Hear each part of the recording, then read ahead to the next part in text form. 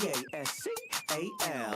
You are now rocking with that dude Pascal. We be going wild, Haitian in the building, so original. Got the haters catching feelings. Get your hands up to the ceiling and keep them held high, cause St. Louis isn't ready. Forget about it, goodbye. Hold up, we just saying hi. Five somebody, rise up. Weekdays, catch us live, somebody. Let's go. Good afternoon. Good evening and good morning, everybody. Welcome to the Pascal Show. Hope you guys are all doing well out there. Hope this show finds you in great spirits.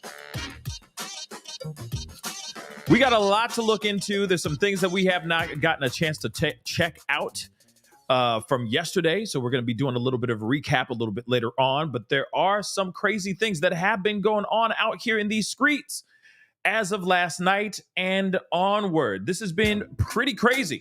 All right. So we have got to talk about all this stuff because there's a lot to consume with our eyeballs and a lot to discuss as a family.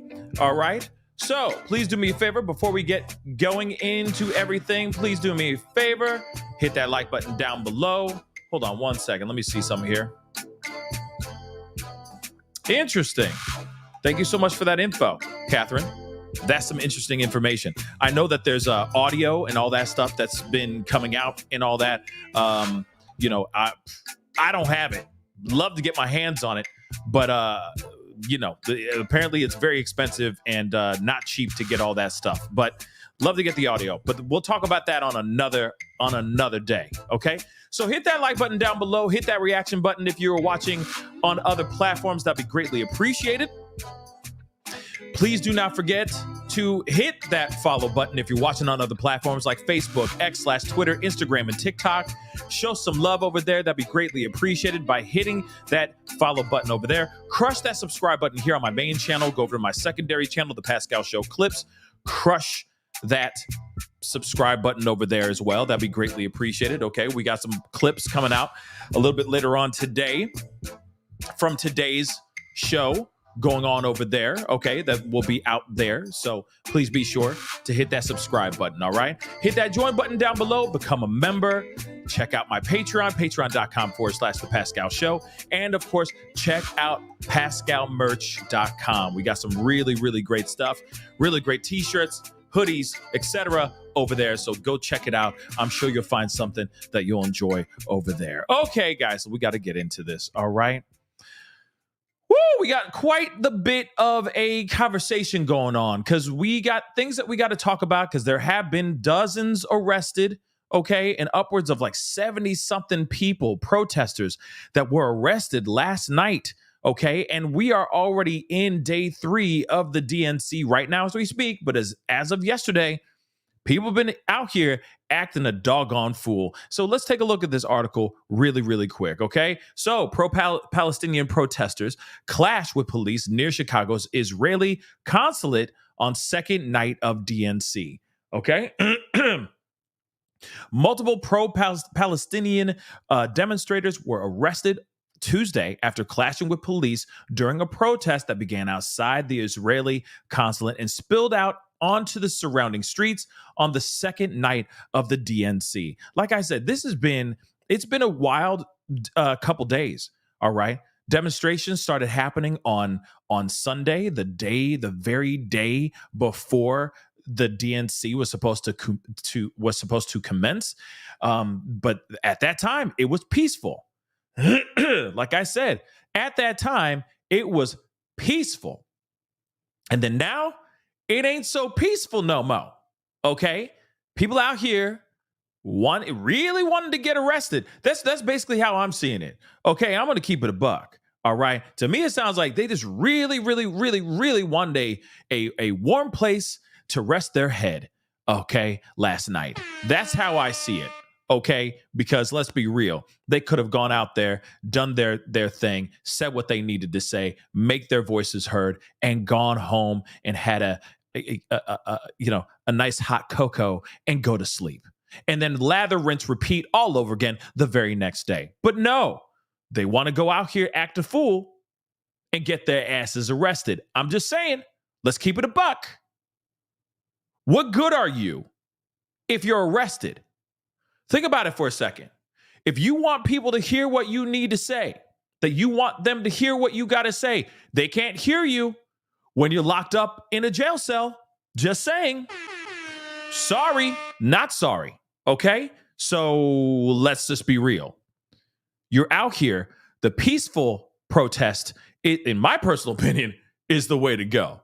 Okay? Because ain't nobody going to be hearing you when you're locked up in a cage. Just saying that. Just saying it out loud. All right. I know some other people feel some type of way about that, etc. But at the same time, I'm going, hey, what good is that? Okay. In fact, I'm even going to say this too. Let me just say this really quick. All right. Those particular groups need your voices. So what good is it when you're locked up? That's one less voice. That's 20, 30, 50, 70, 100 voices getting locked up overnight. For what reason? Just so you can say you were arrested? Yeah, I'm real thuggish. I'm all down for the cause because I got arrested. No, guys, that does not help get the message to the masses. Or am I the only one who thinks this? It was a peaceful protest for a reason.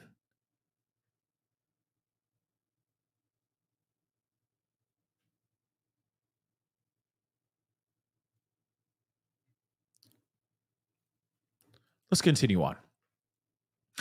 The intense confrontations with officers began minutes into the demonstration after some protesters, many dressed in black, their faces covered, how convenient, charged at a line of police that had blocked the group from marching. I'm just saying, if you're going to get arrested, that's definitely a way to get arrested. Okay. They eventually moved past the officers, but were penned in several, they were penned in, that's new for me, but the phrase penned in is new for me, but were penned in several times throughout the night by police in riot gear who did not allow protesters to disperse. The Chicago chapter of the National Lawyers Guild, which provided legal observers for Friday's protests, said at least 72 people were arrested last night. A large portion of the arrest happened at the end of the night, as police pinned the remaining demonstrators, some of whom said they were trying to get home. That's what they're saying. Some of them were just trying to go home in a plaza and blocked them from leaving. Police Superintendent Larry Snelling denied that police had kettled protesters, a tactic that involves corralling demonstrators in a confined area, which is banned under a federal consent decree. Now, if that is very true, okay, that they were able to, I don't know, that they were holding these people against their will in a way, and that they broke some federal consent decree that this is against some sort of law, right? The police, then protesters have a lot to say. Okay, protesters have a lot to have a conversation about. Okay, but I'd love to see the Carfax on that. I want to see the footage, right? And I'm sure those demonstrators, those protesters, want to see the footage as well. Snelling, the police superintendent, okay, Larry Snelling, who has been present at all major demonstrations during the convention, praised his officers' handling of the protests, calling the response proportional.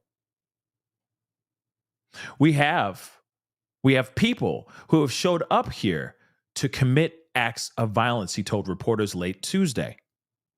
They wanted chaos. When asked to detail the violent acts, he said the demonstrators walked right into police officers. He declined to give the number of arrests, saying he did not have the final total. Earlier in the evening, some demonstrators set an American flag on fire in the street as a celebratory roll call for VP Kamala Harris. Okay. And of course, she was inside the United Center about 2 miles away. As protesters regrouped and approached a line of police in riot gear in front of a Chicago skyscraper that houses the Israeli consulate, an officer said into the megaphone, "You are ordered to immediately disperse." A woman in front of the march shouted back with her own megaphone, "We're not scared of you." So in other words, if you say, "Hey man, y'all need to go," okay? Y'all need to go. Police is doing that. Y'all need to go. Y'all need to go. And you respond back, "We ain't going nowhere." Yeah. We ain't scared. Yeah, that basically means, translation, you ain't going nowhere. Last I checked, you're not going nowhere. Okay. Like I said, I'm all for people protesting. I'm all for demonstrations and making your voice heard. Period. That is your American right. But at the same time, you're right as an American. All right. But at the same time, if police are telling you to disperse and you are just running into police and you're telling police, "We ain't going nowhere," and then you start to get aggressive, that's going to be a problem. You and your friends are going to get locked up. That's it. It's common sense, guys. That's all. That's it. Now, if there was something unjust that did actually happen, that's another conversation in itself. But I am quite curious as to see what actually happens here. But you can see right here, cops in riot gear. Okay, as you can see, demonstrators, some of them with masks on, so you can't even see their faces. Okay. Some of them, you don't even know who they are. And I mean, for me, it's like, and a lot of them, like right here, that are burning the flag. You can see right here, look, boom. To me, it's like, and they all got masks on. So in my mind, I'm like, you clearly don't want to get caught. And to me, if you got your mask on, you clearly are you plotting to possibly do something bad. Why would you have your face masked up? Why would you have your face covered? Because you're worried about catching the Rona outside? We in different times now. Now it's monkeypox, but you know what I'm saying. It just, like I said, doesn't make any sense. A man in a Chicago Bulls hat, his face covered by a balaclava, called on protesters to shut down the DNC. The group, which is not affiliated with the coalition of over 200 groups that organized Monday's protest, advertised the demonstration Tuesday under the slogan of "Make It Great Like 68," invoking the anti-Vietnam War protests that seized the city during the 1968 DNC. The atmosphere, with rows of police in riot gear, was a stark contrast to a day earlier, when thousands of pro-Palestinian activists, including families pushing babies in strollers, marched near the convention site, calling for a ceasefire. Police kept protesters confined to a block of Madison Street, a normally bustling downtown thoroughfare where traffic was halted on both ends Tuesday evening. Law enforcement had closed down most of the entrances to the building on Tuesday, allowing commuters to come in only one entrance, where armed officers were also posted. Many of the building's shops were closed. Martha Hill, a spokesperson for the Metra commuter rail service, said train service was running as normal. The consulate has been the site of numerous demonstrations since the war in Gaza began in October. It is in a building connected to the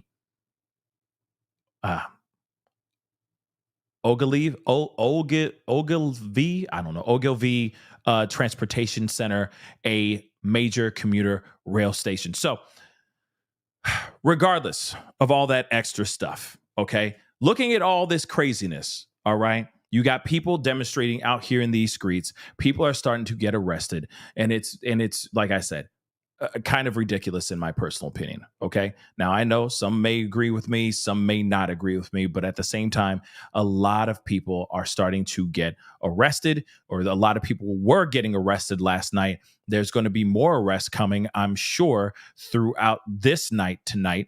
If things are popping off, I might come on and cover some of the demonstrations and all that as well. It just depends on, Depends on if anything starts popping off, right? But let me play a couple of these clips for you guys, because we got some things to talk about.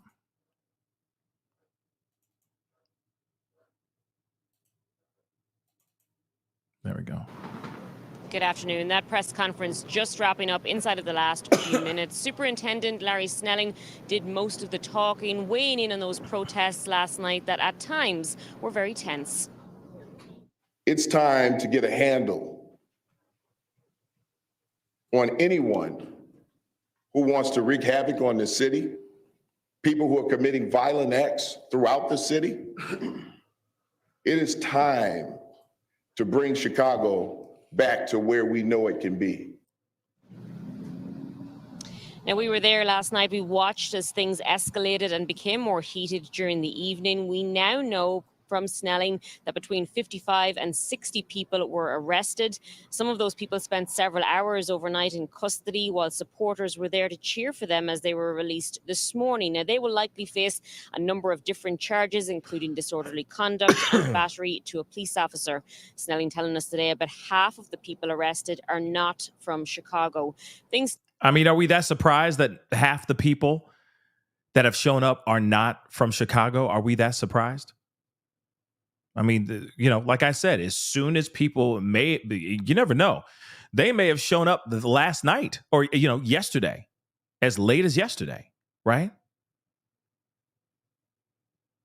As soon as they saw that live stream, that breaking news of, there's, protesters out in the street in Chicago, I'm sure all of them are like, yo, we're coming through. We about to be here. Say less, bro. We on our way. Of course, more than half of these people aren't from Chicago. I'm not surprised by that by one bit for one minute, nanosecond, okay? Started on Madison because that's where Accenture Tower sits. Inside that building is the Israeli consulate. The crowd was calling for the DNC to be shut down and for an end to U.S. aid to Israel. Everything largely peaceful to start out, but as the evening wore on, riot police were brought in and the crowd was dispersed northward, including those gathered for a pro-Israel rally at the intersection of Canal and Madison. Now, several rows of officers kept the two groups at opposite ends of the block. As we understand it, neither of these protests were permitted. Nearby Ogilvy Transportation and Union Station locked up some of their doors as well as a precaution. Those who were there did tell us they felt the police response, the sheer number of officers there, was unwarranted, that cops far outnumbered protesters, and we did ask the superintendent about that as well. Well, I think as a Jewish person as well, I think it's just unconscionable. Everything that's been done in the name of my people and in the name of our country and with my tax dollars. And so I showed up to show my support because I think it's a really important cause. So if you're not moving, if you're not complying with our orders at that time, you may be breaking the law yourselves.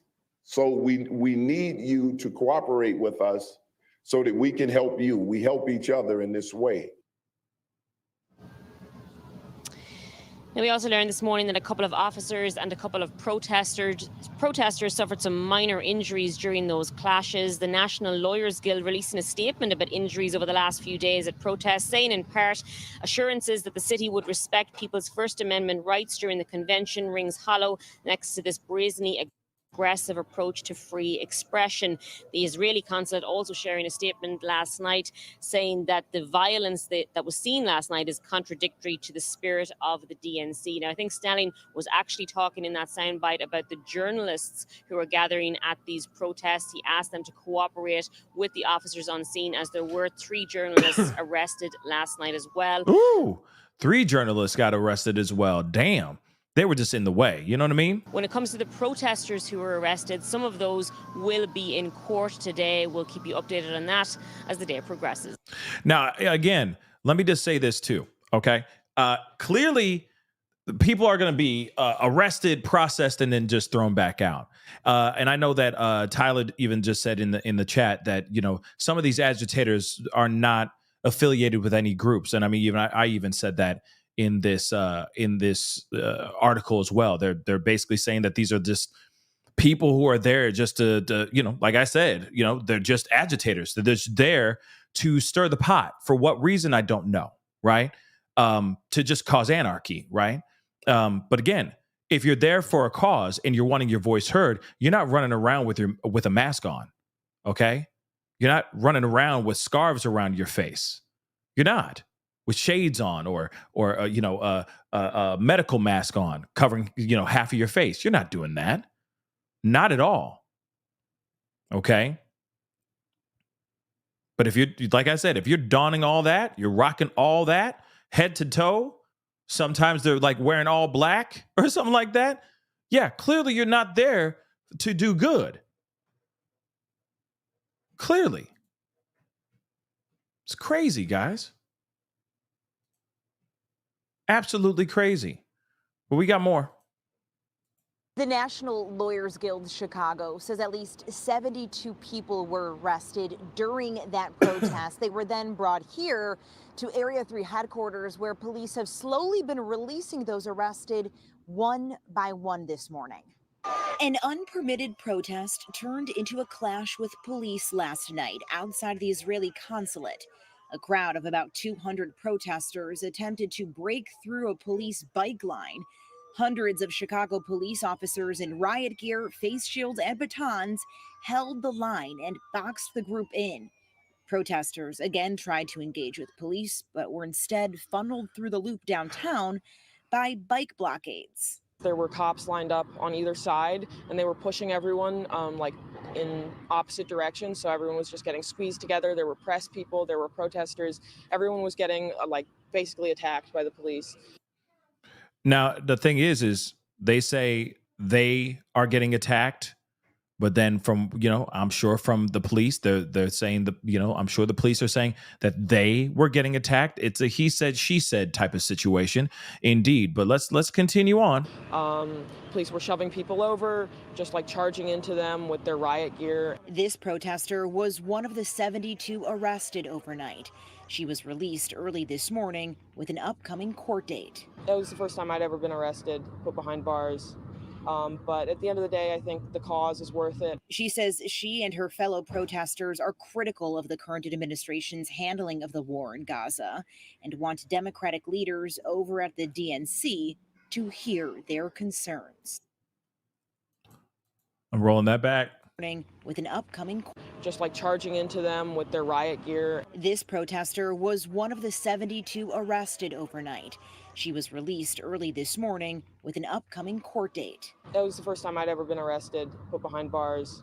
But at the end of the day, I think the cause is worth it. She says she and her fellow protesters are critical of the current administration's handling of the war in Gaza and want Democratic leaders over at the DNC to hear their concerns.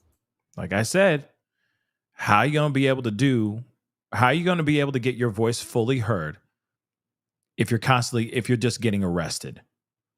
And I get it. Some people are looking at that as an opportunity, as a rite of passage, right? Oh, I earned I earned this, I just earned my first scar, right? Or, let me blood myself really quick. I just did my first kill. I went hunting and this is my first hunt and it was my first kill. So let me blood myself. Like that's their way of like some ritualistic thing. I don't know. You know what I mean? As some sort of rite of passage to earn your stripes or some BS. I don't know. But like I said, I think it's absolutely stupid to be getting arrested when you're supposed to be out there protesting and just protest peacefully in hopes that the people that are inside the United Center, because you got a whole lot of big wigs on the Democrat side, okay? They're all in that house. They're all in that arena, okay? Sharing the same space. So you hope that maybe they're listening, right? But getting arrested ain't going to do anything about it. I'm sorry. I just don't agree with that. I just don't. We want an end to the genocide, not a new person leading the genocide.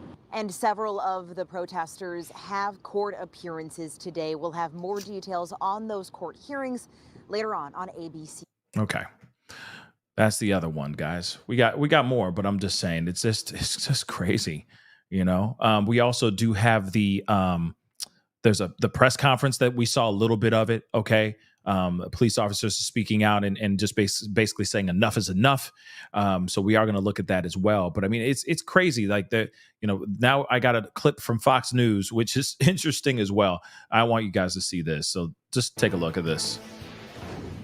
Tens of thousands, and we've had at least one estimate from a leader, an organizer, saying that as many as 100,000 anti-Israel protesters are expected to descend on the Democratic National Convention. Of course, we won't know those numbers until it actually begins, but they did have a news conference a short time ago, so we're getting an idea of why the city of Chicago is now bracing for all that anti-Semitism, Jewish hate to turn violent. Businesses are already boarding up their windows and doors. Democrats reportedly checking into hotels under fake names in fear of their safety. So you've got Democratic voters now hiding. 250 Illinois National Guard men and women are currently on standby in Chicago. Not surprised. I mean, I would assume that, right? I would assume that. Protesters are chanting Genocide Joe, at Joe Biden, and branding Vice President Kamala Harris a, quote, killer. This is apparently what Fox has caught, which is very interesting. Like I said, it's very interesting. It's a very interesting vibe. It's a very interesting energy that's going on outside of the not only the Israeli consulate, but even outside of the DNC. It's very interesting. And they're threatening to, quote, bring the war home.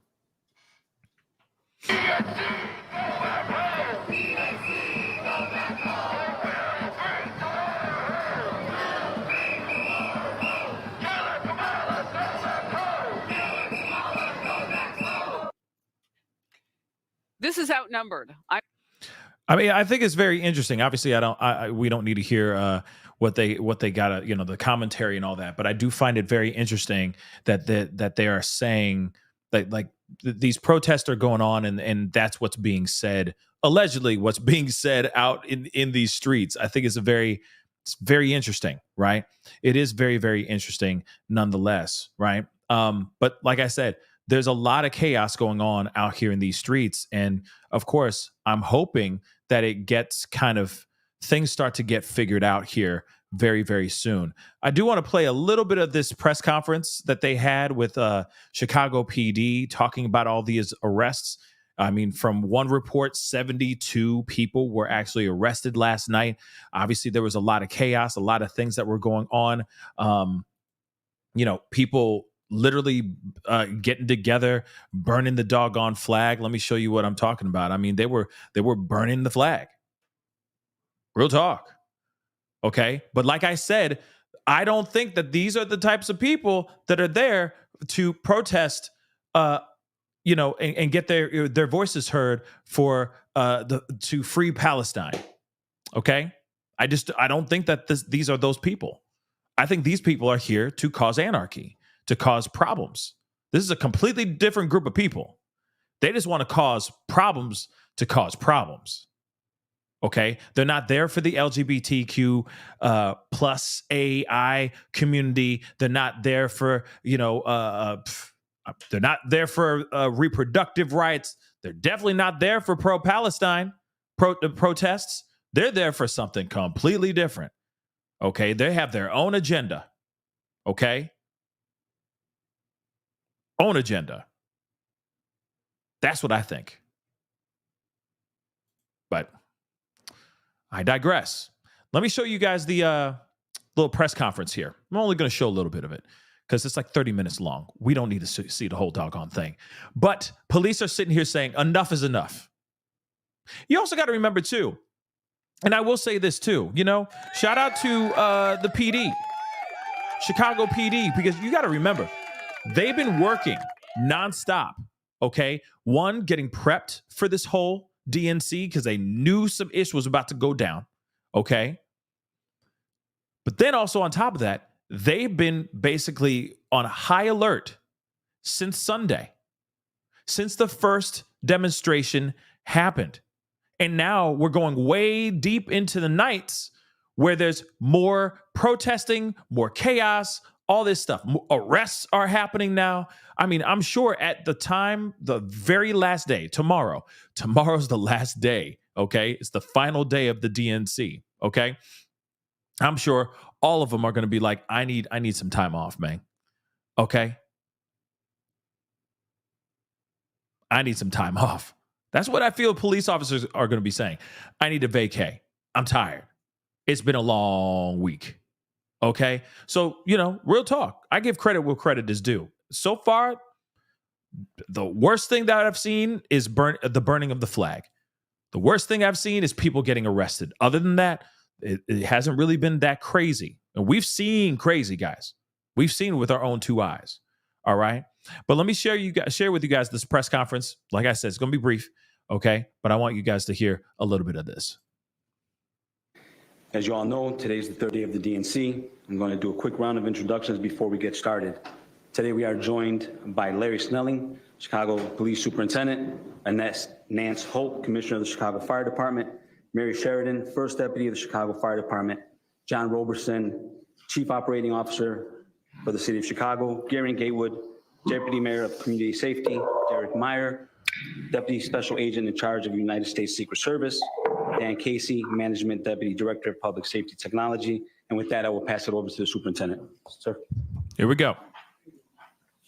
He had enough. He's tired. Good morning.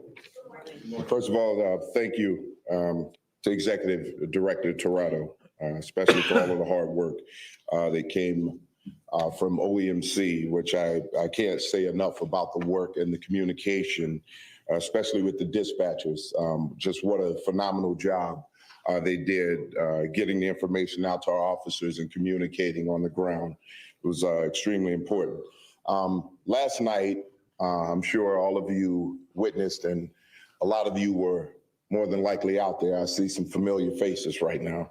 Right in front of the Israeli consulate, we had a group that showed up, and they showed up with the intent on committing acts of violence, vandalism.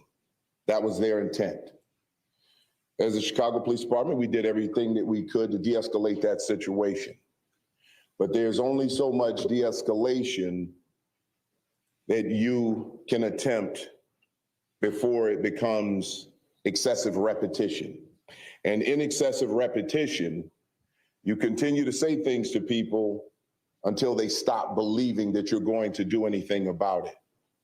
And what I've said from the very beginning is that if you come to our city, whether you live here or you're visiting, and you show up with the intent on having your First Amendment rights exercised and bring no violence, no vandalism to our city, no hate to our city, we will allow you to do that and protect your rights. And our officers have done a great job in performing their duties in that way.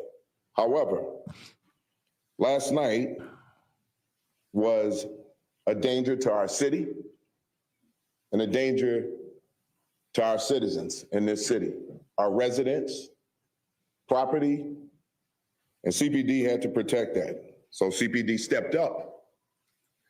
We declared a mass arrest after our officers were physically confronted and attacked. We were not the initiators of violence, but we responded to it. And our officers responded exactly the way that they were trained to respond. Out of that, we had between 55 and 60 arrests. We will get you an exact number. Some of those things are still being worked out. We had 2 individuals who were transported to the hospital, arrestees, who were treated and released, one for knee pain, one with a finger injury. We also had 2 officers who were injured, who refused medical attention because they didn't want to leave their fellow officers from the scene. They wanted to stay there and continue to work toward keeping this city safe. Couldn't have anything more noble happen. We also saw counter protests, but in the counter protests, they were peaceful. They listened to what we said to them. They moved when we asked them to move. It's very important to understand that once we called the mass arrest, that it was at that point we needed to take people into custody for public safety. This is something that we did. We attempted to avoid the clash to no avail, but CPD is not going to run away. We will not stand by and let our officers be attacked, because an officer who cannot protect himself, herself, themselves, cannot protect this city. Enough is enough. And at some point, we've got to recognize, and we have to have the proper reporting on what happens. And I've seen that from you, and I've seen that from the journalists, and I'd like to thank you for that, because it's necessary to understand what's really happening out there, what our officers are responding to, and the risks that they're dealing with. I just need to say this for our officers, especially our female officers. The vicious, nasty, sexually explicit things that were said to those women, absolutely disgusting. Wow. I have women in my family and the anger that I felt. But let me tell you, the pride that I have in those women who dealt with that, took it, did not lose their cool, and the officers who didn't lose theirs.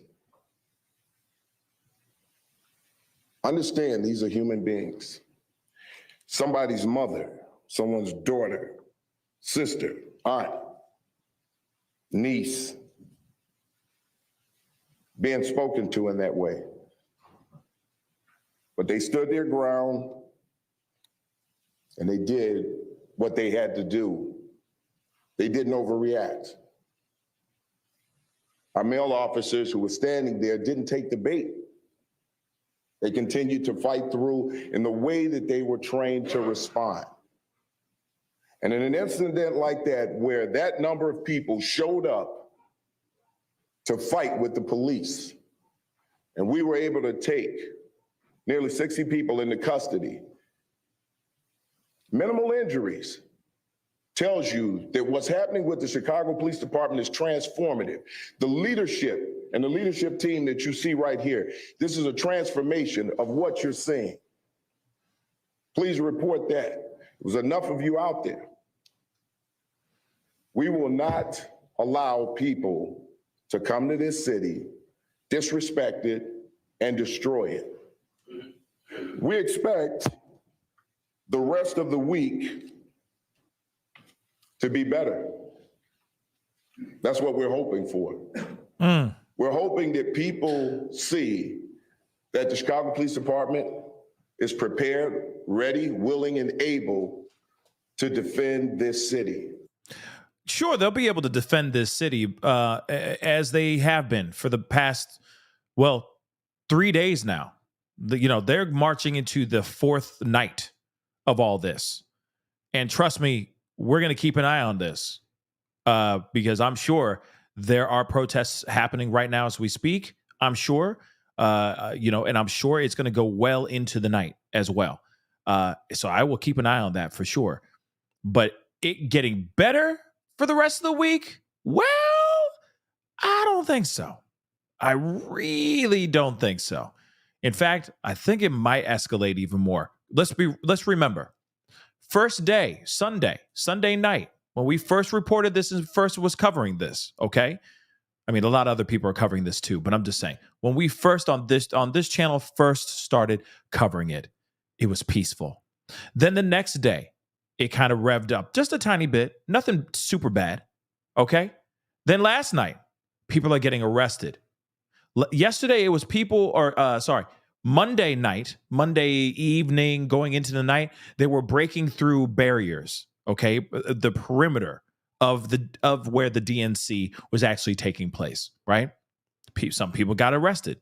Some, a little bit here and there. Just a peppering of arrests, okay? And that was Monday. Come Tuesday, 72 people have been arrested.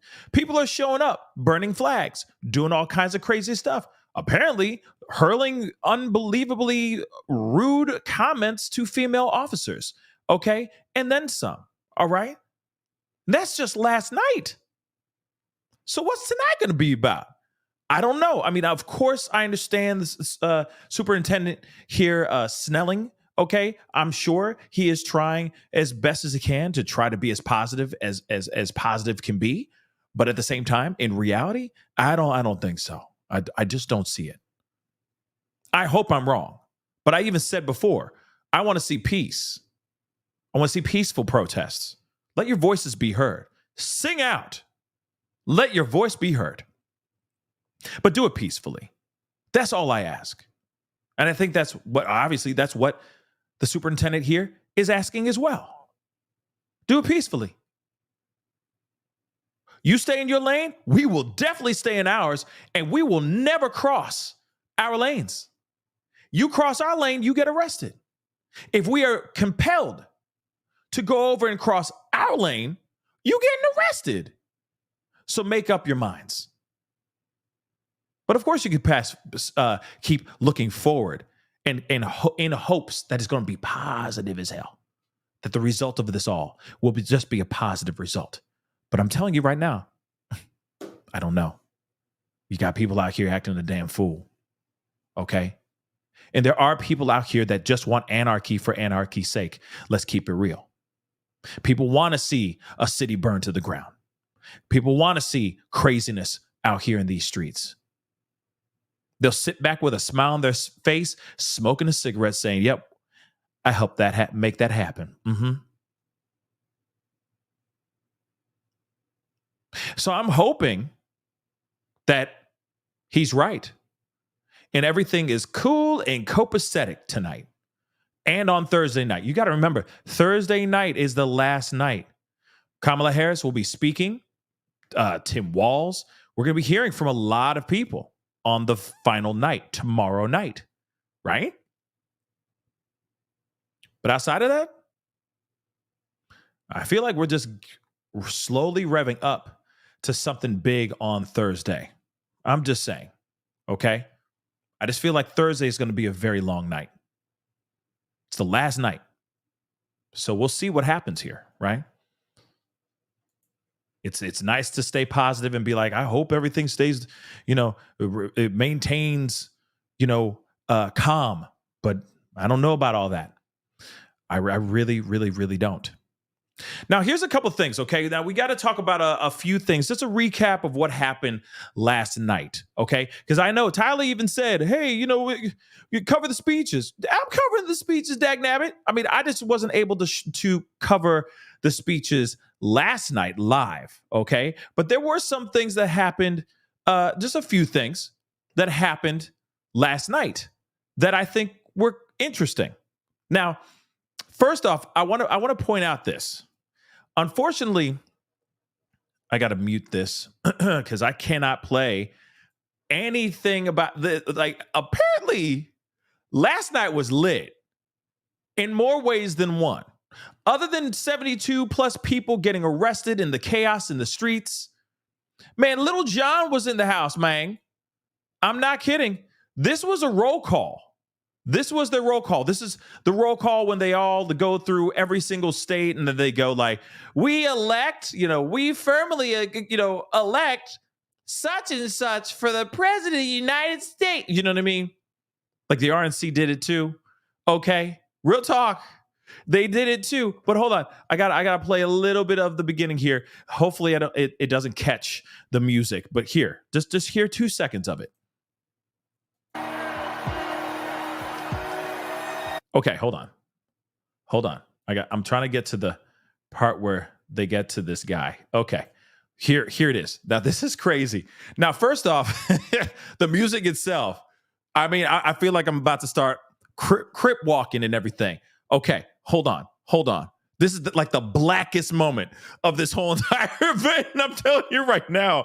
Oh my God. Okay, hold on. But they had him do this. How do you cast your vote? I'm sorry. Oh my God. How do you cast your votes? Okay, so, and they got this whole like, but anyway, no disrespect. Sorry, I gotta play one more time. Cause it's so lit. You're like, oh snap, who about to come out right now? And then you get this. Georgia, how do you cast your vote? Okay, I mean, with all due respect, okay? I don't know this man. I don't know who he is, okay? With all due respect. But at the same time, you got this gangster, like this beat going on. You know what I'm saying? You about to start like... just lead with it, rock with it. And then suddenly, Georgia, you know what I mean? You know what I'm saying? Just a little bit. I'm just saying, with all due respect, I'm just like, I'm expecting like, hey, yo, Georgia. You know what I'm saying? Something. But we get this. How do you cast your vote? Okay, I'm sorry. Like I said, because the music, okay? And you know what I'm saying? It's Georgia doing this thing. You know what I'm saying? So I'm just like, yeah, and I'm feeling it, right? And then they do their roll call, right? But one of the parts that was just crazy was that Lil Jon, shows up out of nowhere. And I can't play the music. Okay? But you know for a fact, you're like, Georgia, how do you cast your votes? It just doesn't work for me. With all due respect. It just, I was like, I need somebody to be like, you know what I'm saying? Like, I need somebody like, with some bass in their voice. You know what I'm saying? But that didn't happen. It's all good. It's a gathering of all kinds of people. Okay? But then Lil Jon comes out. And I'm like, what in the what? What's going on here? Did this turn into a VMA? Like, did this turn into an MTV Video Music Awards? What happened here? Like, this was the blackest moment, okay, in all of the DNC. And how convenient that this all happened when the Obamas are there. Think about it for a second. This all happened the same night the Obamas are there. Think about it for a second, Milovis. Think about it. Ain't that crazy? Now, this is lit. And by the way, they're going through roll call, like, you know what I mean? They're like, we elect Kamala Harris. You know what I mean? They all do it. Like, we're at the state of Arizona. You know what I mean? with the just like a light-winged dove. You know what I mean? And they got the DJing and all that stuff. And I'm like, damn, this is crazy, right? Crazy, litty, straight lit. I was like, oh, snap. This is fun. I didn't expect this, but this is fun, right? Totally different from what I expected from the RNC. Take a look at this. The state of Florida, with Eric Trump and Donald Trump Jr. just selected all of Florida's delegates. And becoming a center for capital investment for the United States, Louisiana, the sportsman's paradise, casts all of its 47 delegate votes for the bold and brave Donald J. Trump. Not the same vibe. This is the RNC, by the way. Not the same vibe so much. And I get it. You're not supposed to be, copying off of each other and stuff like that, because that's just not how we roll out here. But the roll call is very like, you know what I mean? Very antique roadshow. Oh, snap. A little bit. With all due respect, like I said, the energy with all this has nothing to do whether you want to, vote for Trump or vote for Harris. It doesn't matter, okay? But the vibe, okay, the vibe is a little bit different, right? This one's more like, you're drinking tea or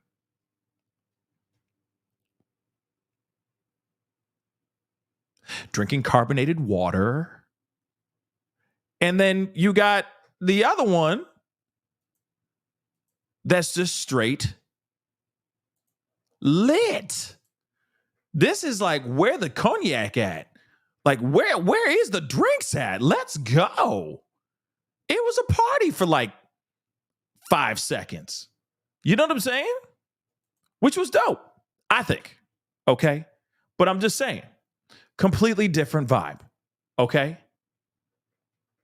Like, only thing is, I'm just saying this killed me. This killed me. Georgia, how do you cast your vote? That just kind of killed me. That's all I'm saying. It just kind of killed me. Oh, I will say this, though. Yes, you're right. Kid Rock did perform, okay? So that was, and that is not drinking tea music, for sure. That's where the natty lights at. You know what I mean? Give me a bush light. You know what I mean? Smoking your Marlboro Reds and just like, yeah. Okay? So I get that. Absolutely. That was a dope moment for sure. Okay? But the energy kind of like with this one, the energy just kept moving on, kept going through, right? And Cynthia says the quiet part, the obvious part out loud. Yes, he is gay. I'm assuming he is. Okay, with all due respect. Okay, I'm just saying, and I don't care.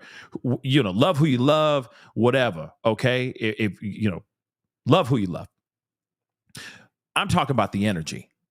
Okay, Kelsey just said he's white. He is? Oh my God! Yes, we do know that he is. He is also from the Caucasus Mountains. Yes, indeed. Okay. But what I'm trying to say is that his voice just didn't work with the energy in which the music was playing. You know what I'm saying? It just didn't work. That's all. It was just his voice and the energy. It just didn't work. Okay. See, this is the funny part when you see politicians, try to get hip. Okay. And I'm not talking about him specifically. Let me get him off the screen, because I'm not talking about him specifically. What I'm saying is, it's that thing of like, we're trying to be hip, and it's very almost robotic. You know what I'm saying? It's like trying to put a square peg in a what is it? In a hole, like a circle. Trying to put the square peg, it just doesn't work. Just saying. It's a little, but then Lil Jon came out, and it was like, what in the hell, right? The blackest moment of the DNC so far. so far. But I also found it to be interesting. Okay. Round hole. Thank you. Round hold, but round hole. Yes. Thank you. I was like, what is that phrase? What is that phrase? A square peg in a round hole. Yes, there it is. Okay. It's like that. You're like, you got this tongue out and everything. You're like, that's what it feels like when it comes to politics and just like the hipness. You know what I'm saying? It just doesn't mix sometimes. And in this moment, it just didn't. Okay. Georgia. Okay. It just doesn't. No disrespect. It just seems, it's like a dissonance. It's like, what? It's weird. Okay. Although really dope to see him, to see Lil Jon just pop out of nowhere and do his thing. So here's the thing. This is also garnering a lot of questions about somebody else possibly making some random appearance at the event this week. I don't know why people are wondering this and why this rumor is starting to flow out here, but they're wondering if T Swizzle, this is weird. Like for the past 2 weeks, I've said her name 4 different times. Okay. But I'm dead ass. They're wondering if she's going to make a surprise appearance at the DNC this week. Taylor Swift. That's so random. So random. I mean, it would make sense, but it would be very random. Okay? Just saying, we haven't seen Beyonce. I would love to see Beyonce up there. You know what I mean? They're using her song. That'd be dope to see her walk out there and just for a second. Wouldn't we see that? I mean, that'd be fun. But, Tay Swizzle, okay, is allegedly, they're saying that she might make an appearance. I don't know if this is entirely true, but let's take a look at this. Okay, let's take a look at this. All right. So as the Democratic National Convention in Chicago stretches into its 3rd day, numerous celebrities, athletes, and politicians have graced the stage and the stands of the United Center as the party gears up to hear from its nominee for president, Vice President Kamala Harris. By the way, I also saw the dude from Lord of the Rings in one shot randomly. Samwise Gamgee, whatever his name was from Lord of the Rings, the one that helped Frodo, okay, throughout his quest. The pudgy one, right? Right? Rudy. He's also in Rudy. Hey, that guy, whatever the hell his name is, okay? Same dude, all right? He's in there, and I'm like, oh, there's that guy. Interesting. Sean Austin. There we go. Or Astin. Sean Astin. Okay. Yes. He was even there too. Okay. Which is interesting nonetheless. All right. But I digress. A lot of names and people have been showing up for sure. But many are crossing their fingers that one big name will make an appearance in the Windy City. Taylor Swift. As Swift wraps up her European leg of the Eras Tour, she is in the political spotlight for yet another time this election year, following attention from recent posts made by former Donald J. Trump, because he's been posting AI photos of her trying to say, vote for Trump. I actually have a photo right here. Hold on. Let me show you what I mean. Let me show you exactly what I mean. Okay. This is real. Well, it's not real. It's AI. But he's literally been posting these things and saying his post said accepted. Okay. And there are all these photos, AI photos of her basically saying vote for Trump, right? Taylor wants you to vote for Trump, which is all fake news because it's AI. And if I'm correct, she don't like Trump so much. Last I checked. Okay. So we already said that. Images in the post feature suspected artificial intelligence generated images of Swift as Uncle Sam and others of Swifties for Trump supporters. The decision around who Swift will endorse, if she publicly backs a candidate at all, has lingered since right-wing conspiracies generated by Republican political pundits were spread about the singer and her boyfriend, Kansas City Chiefs tight end Travis Kelce, in February. They speculated the couple would come out to midfield during the Super Bowl halftime to endorse Joe Biden as the Democratic campaign plans, or as Democratic campaign plans. Okay. Now rumors have been swirling around whether Swift, along with Beyonce, will back Democrats in Chicago this week.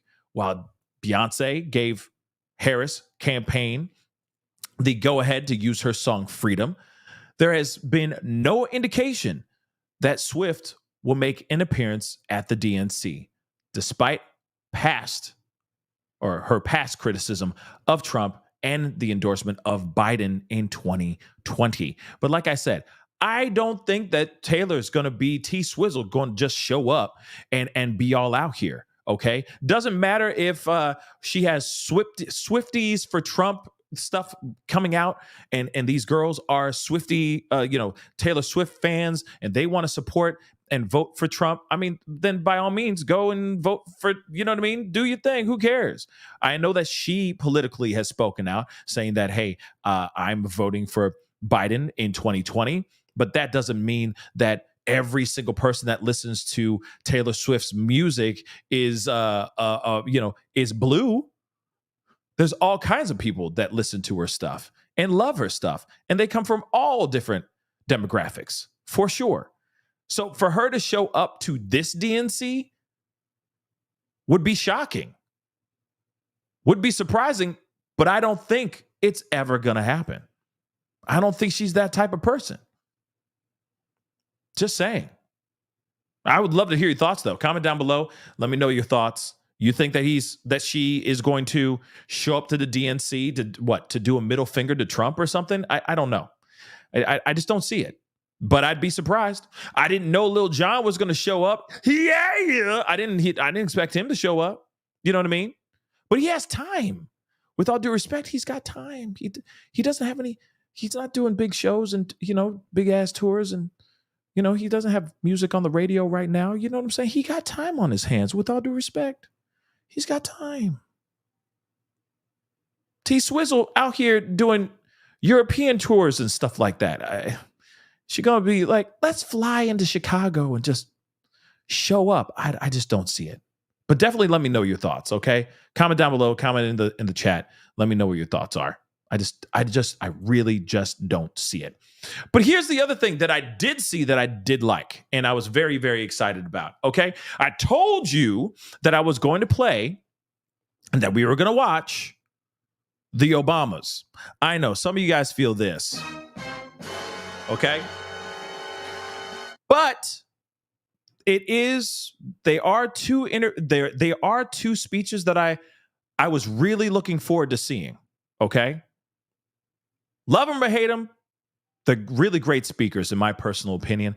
And I think Michelle Obama's speech actually was really, really good. And I'm looking forward to sharing that with you guys so we can watch it together. Because we need to see that one first, for sure. Okay. So I told you guys I'd be watching it. Okay. So we're going to watch hers. And of course, like I said, if there's any craziness that actually happens, okay, as far as if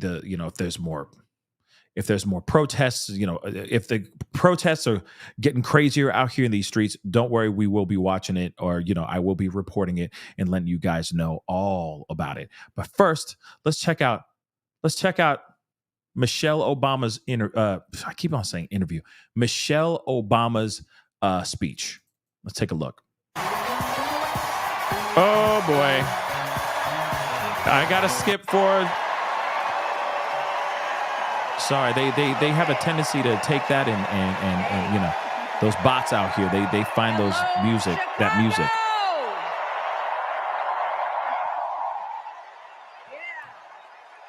Here's another thing though. Yeah, Big Mike, I was so wrong, okay? Because I had Killer Mike in my head last night when I was like, oh, Big Mike gonna be there? Instantly I'm thinking Killer Mike.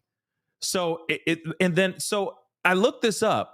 And what is going on? Why y'all got some time on your hands to come up with some crazy ass ish saying, oh yeah, that was a man baby. Like y'all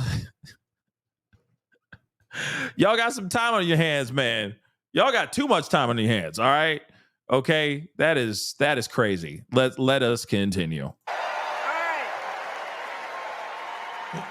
right. Something wonderfully magical is in the air, isn't it? Yeah. We're feeling it here in this arena, but it's spreading all across this country we love. A familiar feeling that's been buried too deep for far too long. You know what I'm talking about. It's the contagious power of hope. The anticipation, the energy, the exhilaration of once again being on the cusp of a brighter day. The chance to vanquish the demons of fear, division, and hate that have consumed us and continue pursuing the unfinished promise of this great nation, the dream that our parents and grandparents fought and died and sacrificed for. America, hope is making a comeback.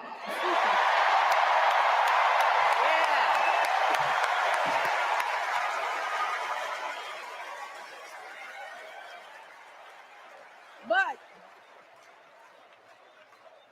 to be honest, I am realizing that until recently, I have mourned the dimming of that hope. And maybe you've experienced the same feelings, that deep pit in my stomach, a palpable sense of dread about the future. And for me, that mourning has also been mixed with my own personal grief. Now, I'm going to continue here, but I do want to say really quick, okay? There is something about the Obamas. I will say that. I do feel some type of way about how Obama kind of did his 4 years. We already talked about that a little bit the other night. But I do love the way that they speak. Okay, the Obamas. Michelle has gotten pretty solid with her own stuff. And I know that a lot of people, even after this speech, were basically like, she needs to run. That's what a lot of people were saying as well. And I'm telling you right now, I mean, hey, would you vote for her? Yes or no? I mean, that's I always say, what does she stand for? Right. I read her autobiography. Okay. A while back when it first came out, I thought it was a very good book, and very telling, because it was a different side of hearing instead of hearing from Obama, you're seeing from her perspective, which I thought was really interesting as well. But the other thing, though, too, is in the book, she talks about how fast she was ready to get the hell out of the White House. Like, she wanted out. I don't think you're ever going to see this woman run for president. I really don't. Maybe she's just going to take that Oprah route. You know what I'm saying? Like, she won't be for any have any affiliation with any political party. Well, I mean, that is Oprah. But you know what I mean? Like, she'll just be more of somebody who wants to uplift people and be positive in all that stuff, right? That's what I'm hoping for. Take that route in a way. Because like I said, I think she is, they're both very positive people from what I've seen. Okay. Now I understand it's all smoke and mirrors and all that crap. But at the same time, I think this is a very well written speech and a very well done speech by her. I know she's got a speech writer, but I'm saying she delivers it very well. That's basically what I'm trying to say. Okay. The last time I was here in my hometown was to memorialize my mother, the woman who showed me the meaning of hard work and humility and decency, the woman who set my moral compass high and showed me the power of my own voice.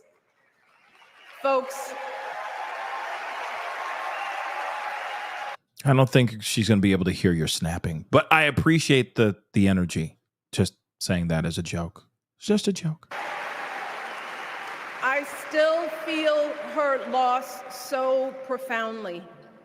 I wasn't even sure if I'd be steady enough to stand before you tonight, but my heart compelled me to be here because of the sense of duty that I feel to honor her memory and to remind us all not to squander the sacrifices our elders made to give us a better future. You see, my mom, in her steady, quiet way, lived out that striving sense of hope every single day of her life. She believed that all children, all people have value, that anyone can succeed if given the opportunity.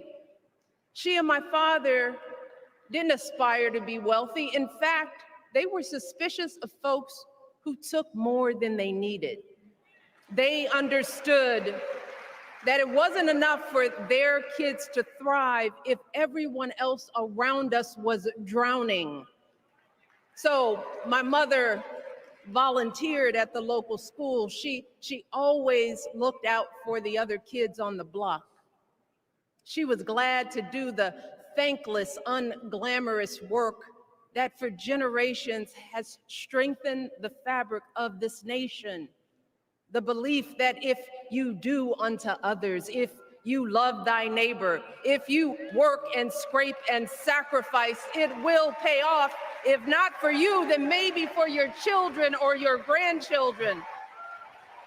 You see, those values have been passed on through family farms and factory towns, through tree-lined streets and crowded tenements, through prayer groups and National Guard units and social studies classrooms. Those were the values my mother poured into me until her very last breath. Kamala Harris and I built our lives on those same foundational values. Even though our mothers grew up an ocean apart, they shared the same belief in the promise of this country.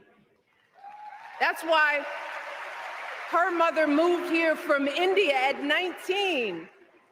It's why she taught Kamala about justice, about the obligation to lift others up, about our responsibility to give more than we take. She'd often tell her daughter, don't sit around and complain about things, do something. So, with that voice in her head, Kamala went out and she worked hard in school, graduating from an HBCU, earning her law degree at a state school. And then she went on to work for the people, fighting to hold lawbreakers accountable, strengthening the rule of law, fighting to get folks better wages, cheaper prescription drugs, a good education, decent health care, child care, elder care. From a middle-class household, Kamala worked her way up to become Vice President of the United States of America. My girl, Kamala Harris, is more than ready for this moment. She is one of the most qualified people ever to seek the office of the presidency. And she is one of the most dignified. A tribute to her mother, to my mother, and to your mother too. The embodiment of the stories we tell ourselves about this country. Her story is your story. It's my story. It's the story of the vast majority of Americans trying to build a better life. Look, Kamala knows, like we do, that regardless of where you come from, what you look like, who you love, how you worship, or what's in your bank account, we all deserve the opportunity to build a decent life. All of our contributions deserve to be accepted and valued. Because no one has a monopoly on what it means to be an American. No one.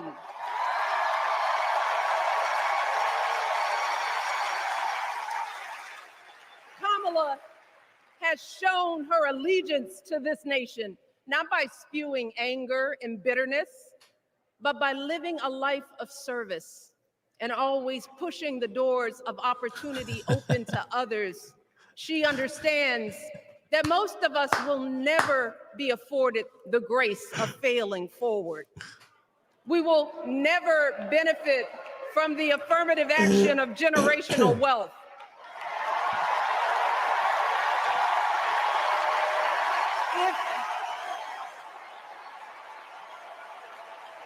If we I'm sorry, but I have to say this. The affirmative action of generational wealth. Bars. Sorry. That's bars. Just saying. Okay. bankrupt a business, if we bankrupt a business or choke in a crisis, we don't get a second, third, or fourth chance. If things don't go our way, we don't have the luxury of whining or cheating others to get further ahead. No. We don't get to change the rules so we always win. If we see a mountain in front of us, we don't expect there to be an escalator waiting to take us to the top. No. We put our heads down. We get to work. In America, we do something. And throughout her entire life, that's what we've seen from Kamala Harris. The steel of her spine, the steadiness of her upbringing, the honesty of her example, and yes, the joy of her laughter and her light. It couldn't be more obvious. Of the two major candidates in this race, only Kamala Harris truly understands the unseen labor and unwavering commitment that has always made America great.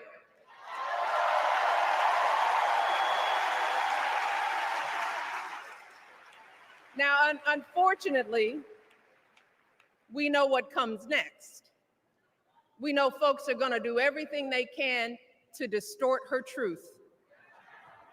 My husband and I sadly know a little something about this. For years, Donald Trump did everything in his power to try to make people fear us. See, his limited, narrow view of the world made him feel threatened by the existence of two hardworking, highly educated, successful people who happen to be Black.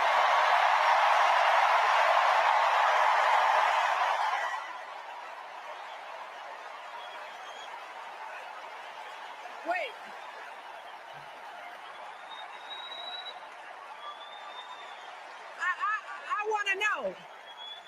I want to know.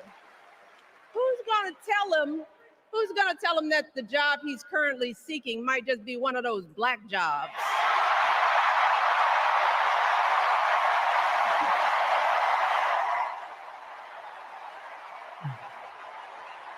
Damn. It's his same old con. His same old con. Doubling down on ugly, misogynistic, racist lies as a substitute for real ideas and solutions that will actually make people's lives better. Look, because cutting our health care, taking away our freedom to control our bodies, the freedom to become a mother through IVF like I did, those things are not going to improve the health outcomes of our wives, mothers, and daughters. Shutting down the Department of Education banning our books, none of that will prepare our kids for the future.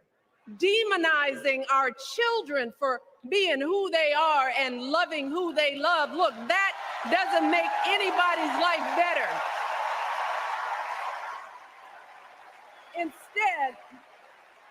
Instead, it only makes us small. And let me tell you this, going small is never the answer. Going small is the opposite of what we teach our kids. Going small is petty, it's unhealthy, and quite frankly, it's unpresidential.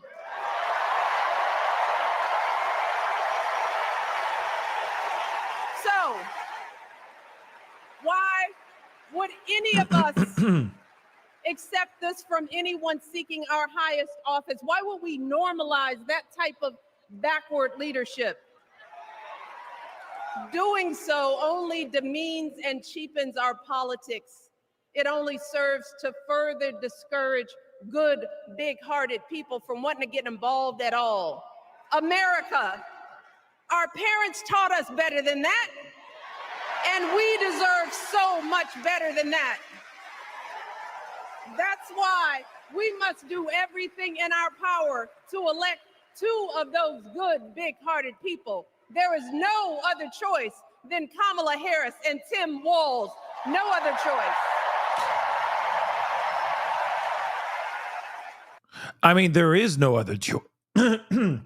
There is no other choice. That's it. It's just them. So yeah, there is no other choice.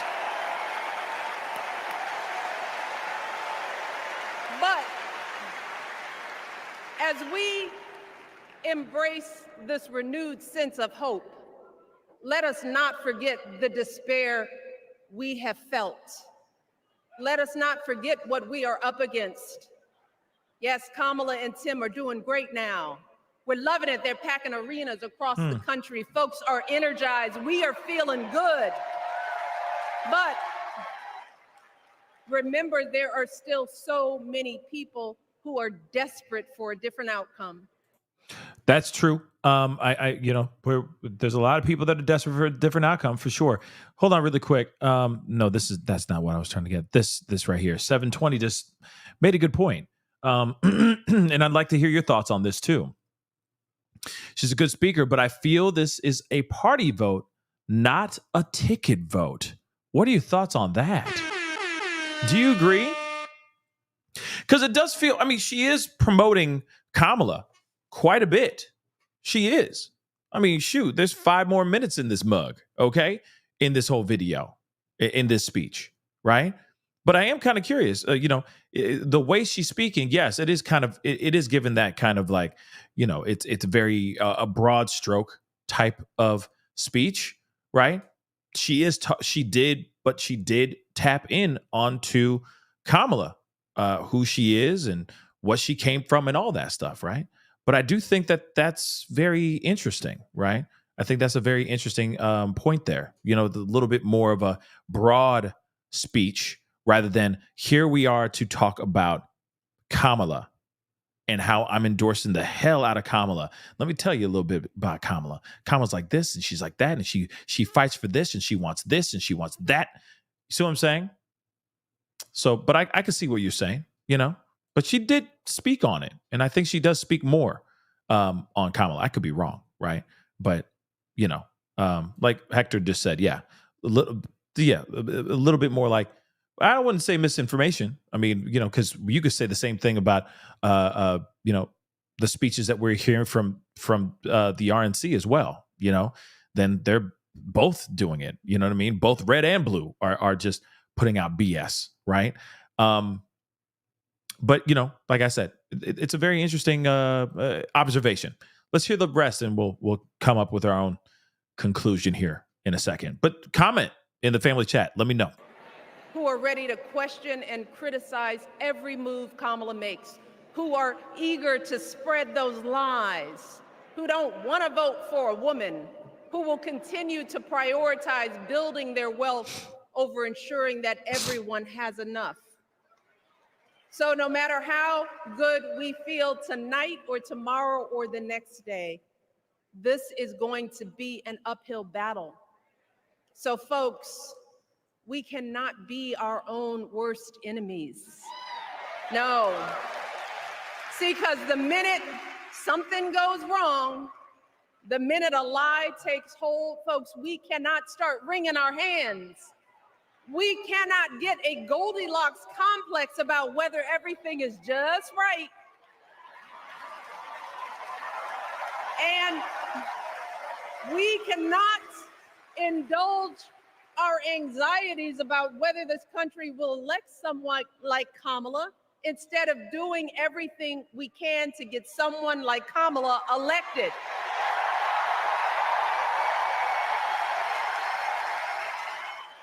Kamala and Tim, they have lived amazing lives. And I am confident that they will lead with compassion, inclusion, and grace. But they are still only human. They are not perfect. And like all of us, they will make mistakes. But luckily, y'all, this is not just on them. No, this is up to us, all of us, to be the solution that we seek. It's up to all of us to be the antidote to the darkness and division. Look, I don't care how you identify politically, whether you're Democrat, Republican, Independent, or none of the above. This is our time to stand up for what we know in our hearts is right.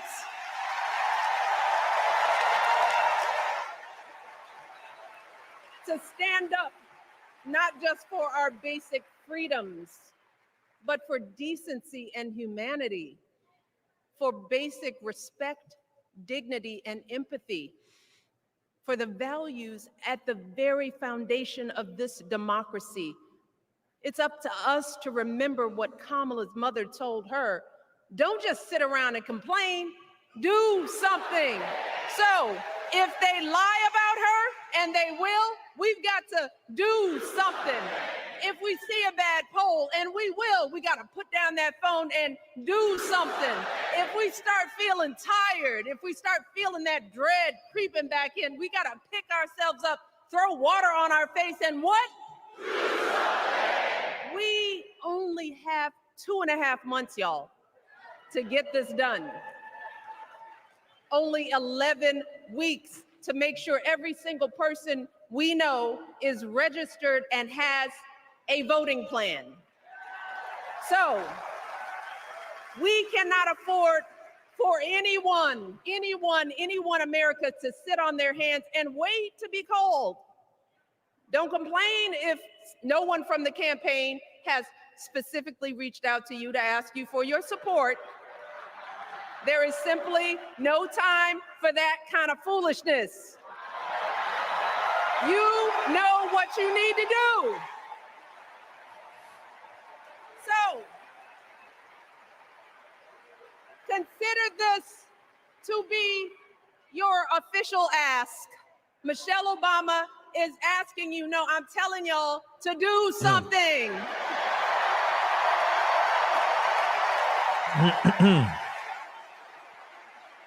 Because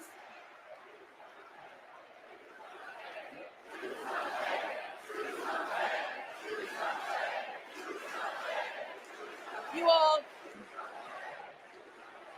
this election is going to be close. In some states, just a handful, listen to me, a handful of votes in every precinct could decide the winner. So we need to vote in numbers that erase any doubt. We need to overwhelm any effort to suppress us. Our fate is in our hands.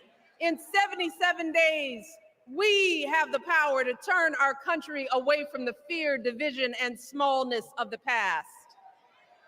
We have the power to marry our hope with our action. We have the power to pay forward the love, sweat, and sacrifice of our mothers and fathers and all those who came before us. We did it before, y'all, and we sure can do it again. Let us work like our lives depend on it. And let us keep moving our country forward and go higher. Yes, always higher than we've ever gone before as we elect the next president and vice president of the United States, Kamala Harris and Tim Walz. Thank you all. God bless. Now, here it is. Let me just say this really quick. First off, I thought this was a very good speech. I truly think that. I can see the point of, okay, maybe there's, maybe that there's something here that is very, what's the word? Like what we talked about again, right? Like this was a party speech rather than a ticket speech. I can see that a little bit. But at the same time, I feel like, for her, she is just she's the first lady, right? I think policies and all those kinds of things, she taps in on those things, but she doesn't delve into it, right? She doesn't do a full-on explanation, pulling out the laser pointer and, having a whole, full-on presentation to basically go, this is what she's planning on doing with her. You know what I mean? That's Kamala's job. Kamala's job when she speaks on Thursday is to do exactly that. Tell us your policies, tell us what you're going to be doing, so on and so forth. But I'm telling you right now, the Obamas showing up is absolutely a huge freaking deal. This is huge because they're endorsing Kamala. If they didn't show up, I feel like a lot of people would be side-eyeing the situation. You got to understand, this is like as if Oprah Winfrey was two people, right? And she's sitting there going, God, I love my new mug. Go get it. You can find the mug here on this website. And for a fact, every single person that watches Oprah goes, ooh, I want to get me that mug, right? Same thing here, right? Anything that they say, people lean towards that. If the Obamas go, hey, go buy this basketball, it's fantastic. Some people actually go and buy the basketball. They have that kind of influence, if that makes any sense. So it is really important that she was out here hyping up Kamala Harris and endorsing her. Now, is it going to be like, was she going to go dive into all her policies and all that? I don't know. I don't think so. Right? She's the first lady.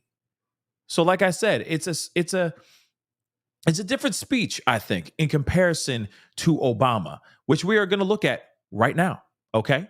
I think it's a completely different speech because you got to remember, the former president, number 44, Obama, I feel, is going to be talking more about policy, okay? Because he's the one actually dealing with that, right?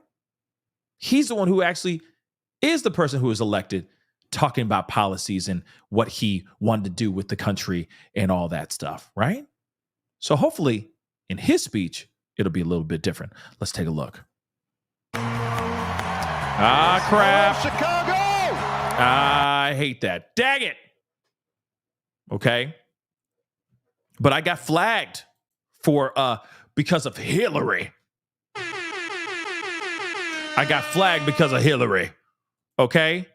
So I gotta celebrate you, baby. That got flagged. Okay. So I can't, I gotta cut through the BS, which is frustrating. Okay. Thank you, everybody. Thank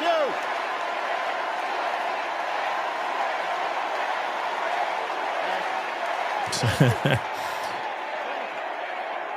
Indeed, Hillary. Thank you. Chicago! It's good to be home. It's crazy how much 16 years ago, guys, he was elected. Can you imagine that? It's been 16 years. That's wild how fast time has gone. Okay. It's crazy. All right. Walz is a nut. Interesting. He's walnut. Walz nut. Anyway, let's get into this. It is good to be home, and I don't know about you, but I'm feeling fired up.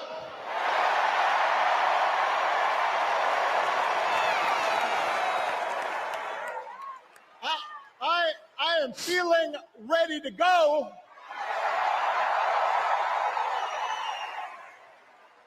Is it Georgia? What is your vote? Is it that kind of fired up? Or no? No? Okay. It was a little comedic callback, just so you know. That's just kind of what I kind of do on the show for the lulz. Let's get back into this. Even if I am the only person stupid enough to speak after Michelle Obama.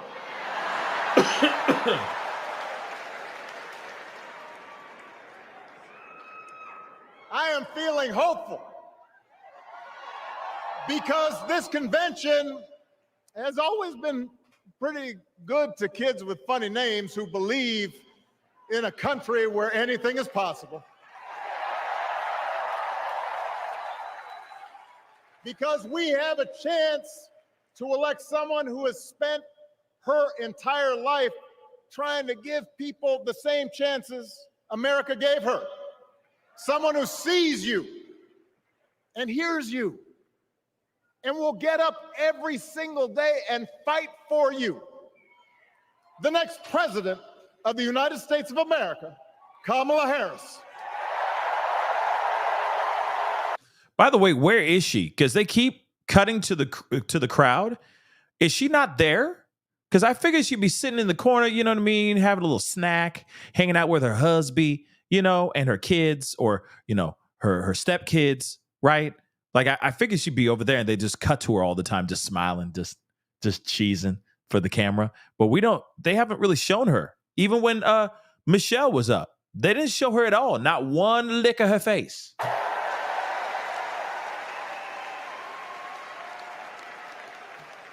It's been 16 years since I had the honor of accepting this party's nomination for president. And I know that's hard to believe because I have not aged a bit. But it's true. And looking back, I can say without question that my first big decision as your nominee turned out to be one of my best. And that was asking Joe Biden to serve by my side as vice president.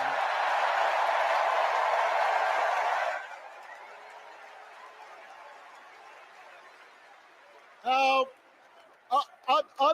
other than some common Irish blood, Joe and I come from different backgrounds. So just so you know, because the Irish, what he said, Irish blood is because he's half black, because he's half white and half black. He biracial. Just so y'all know, okay? If you didn't get that already, he half black, he half white. His mama white, his daddy black. I'm just letting y'all know, okay? Just a heads up, quick reminder, okay? But we became brothers.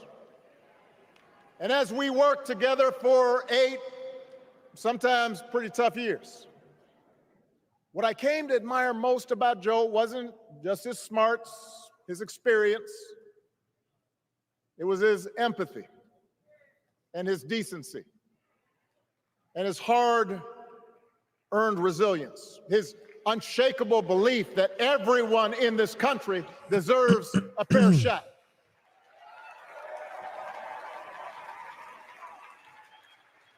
And over the last 4 years, those are the values America has needed most. At a time when millions of our fellow citizens were sick and dying, we needed a leader with the character to put politics aside and do what was right. At a time when our economy was reeling, we needed a leader with the determination to drive what would become the world's strongest recovery. 15 million jobs, higher wages, lower health care costs. At a time when the other party had turned into a cult of personality, we needed a leader who was steady and brought people together and was selfless enough to do the rarest thing there is in politics, putting his own ambition aside for the sake of the country.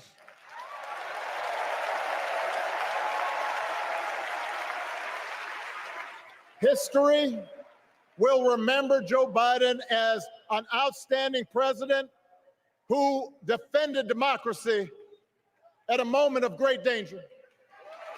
And I am proud to call him my president, but I am even prouder to call him my friend.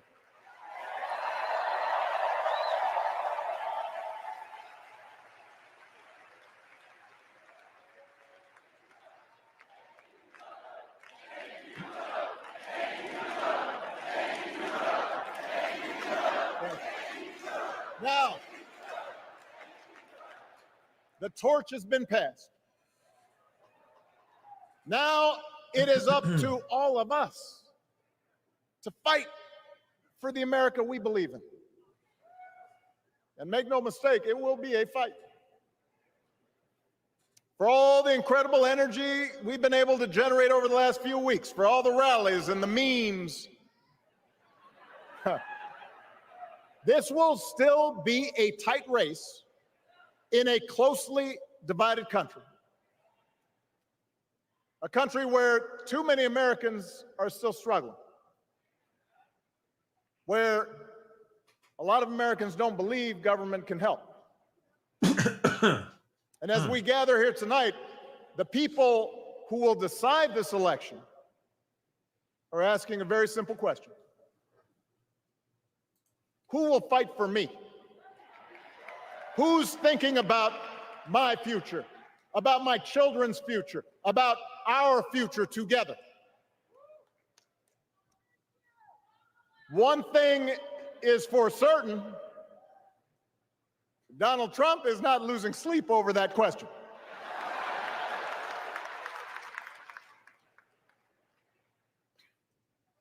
Here's a 78-year-old billionaire who has not stopped whining about his problems since he rode down his golden escalator 9 years ago.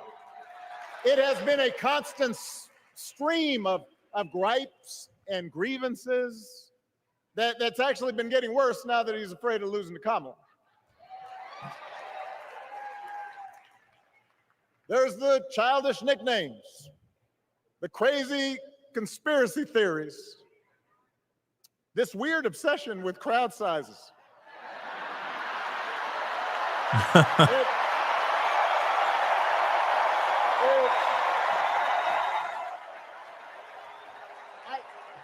It just goes on and on and on. The other day I heard someone compare Trump to the neighbor who keeps running his leaf blower outside your window every minute of every day.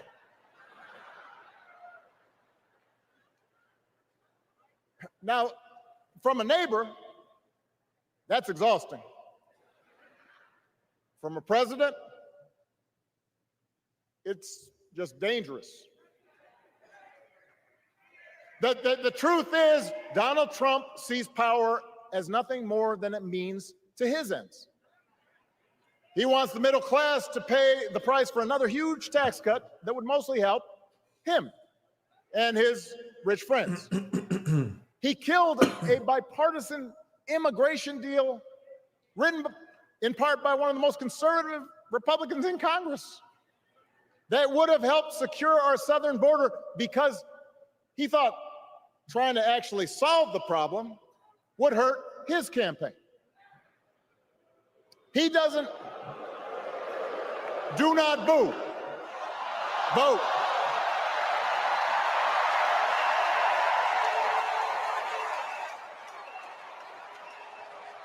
He doesn't seem to care if more women lose their reproductive freedom since it won't affect his life. And most of all, Donald Trump wants us to think that this country is hopelessly divided between us and them, between the real Americans, who of course support him, and the outsiders who don't. And he wants you to think that you'll be richer and safer if you will just give him the power to put those other people back in their place. It is one of the oldest tricks in politics from a guy whose act has, let's face it, gotten pretty stale.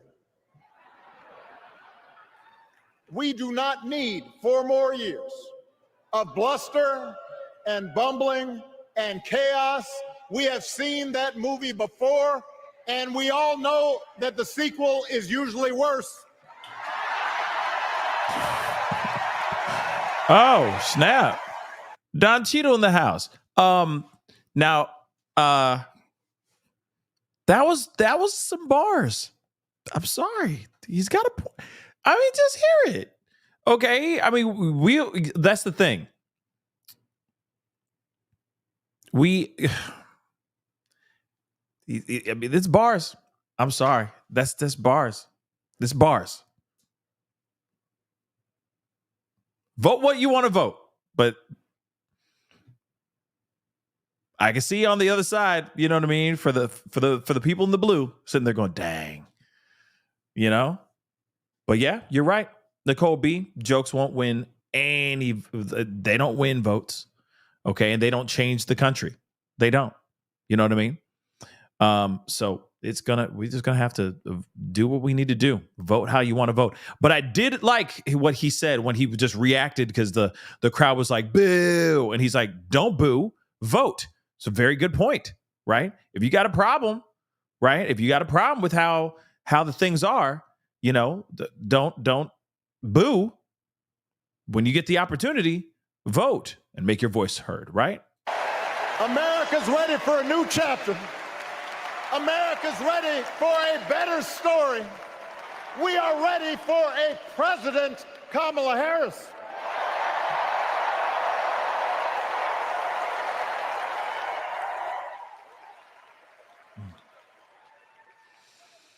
And Kamala Harris is ready for the job. This is a person who has spent her life fighting on behalf of people who need a voice and a champion. As you heard from Michelle, Kamala was not born into privilege. She had to work for what she's got. And she actually cares about what other people are going through. She's not the neighbor running the leaf blower. She's the neighbor rushing over to help when you need a hand. As a prosecutor, Kamala stood up for children who had been victims of sexual abuse. As an attorney general of the most populous state in the country, she fought big banks and for-profit colleges, securing billions of dollars for the people they had scammed. After the home mortgage crisis, she pushed me and my administration hard to make sure homeowners got a fair settlement. Didn't matter that I was a Democrat. Didn't matter that she had knocked on doors for my campaign in Iowa. She was going to fight to get as much relief as possible for the families who deserved it.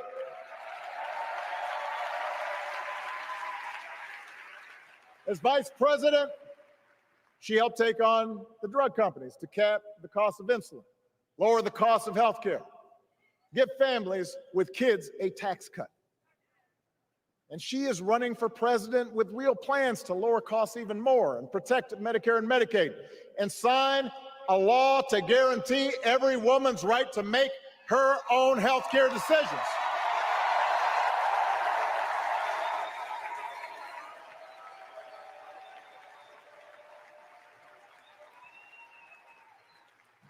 In other words, Kamala Harris won't be focused on her problems.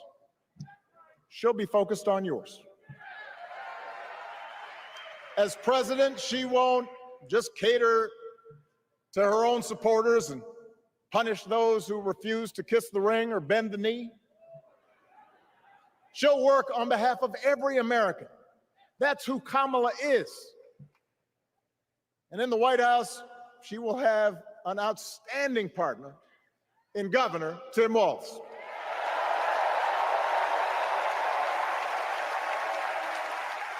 Let me tell you something. Let me tell you something. I love this guy. Tim is the kind of person who should be in politics. Born in a small town, served his country, taught kids, coached football, took care of his neighbors. He knows who he is, and he knows what's important. You can tell those flannel shirts he wears don't come from some political consultant. They come from his closet, and they have been through some stuff.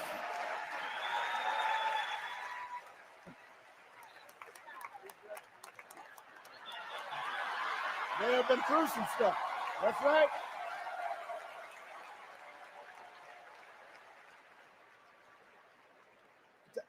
Together, Kamala and Tim have kept faith with America's central story. A story that says we are all created equal. All of us endowed with certain inalienable rights, that everyone deserves a chance, that even when we don't agree with each other, we can find a way to live with each other. That's Kamala's vision. That's Tim's vision. That's the Democratic Party's vision. And our job over the next 11 weeks is to convince as many people as possible to vote for that vision. Now, it won't be easy. The other side knows it's easier to play on people's fears and cynicism, always has been. They will tell you that government is inherently corrupt, that sacrifice and generosity are for suckers. And since the game is rigged, it's okay to take what you want and just look after your own. That's the easy path. We have a different task. Our job is to convince people that democracy can actually deliver. And in doing that, we can't just point to what we've already accomplished. We can't just rely on the ideas of the past. We need to chart a new way forward to meet the challenges of today. And Kamala understands this. She knows, for example, that if we want to make it easier for more young people to buy a home, we need to build more units and clear away some of the outdated laws and regulations that made it harder to build homes for working people in this country. That is a priority, and she's put out a bold new plan to do just that. Now, like I said, policies being talked about here. Just saying. I mean, I like I said, I think, Michelle was the warm up, more of the broad stroke. And now he's coming in with more of the conversation of what she is standing for, what her policies are going to be. Okay, so that's very interesting, right? On healthcare, we should all be proud of the enormous progress that we've made through the Affordable Care Act, providing millions of people access to affordable coverage, protecting millions more from unscrupulous insurance practices. I noticed, by the way, that since it's become popular, they don't call it Obamacare no more.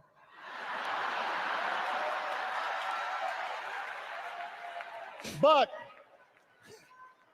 Kamala knows we can't stop there, which is why she'll keep working to limit out-of-pocket costs. Kamala knows that if we want to help people get ahead, we need to put a college degree within reach of more Americans. But she also knows college shouldn't be the only ticket to the middle class. We need to follow the lead of governors like Tim Walz, who said, if you've got the skills and the drive, you shouldn't need a degree to work for state government. And in this new economy, we need a president who actually cares about the millions of people all across this country who wake up every single day to do the essential, often thankless work, to care for our sick, to clean our streets, to deliver our packages. We need a president who will stand up for their right to bargain for better wages and working conditions. And Kamala will be that president.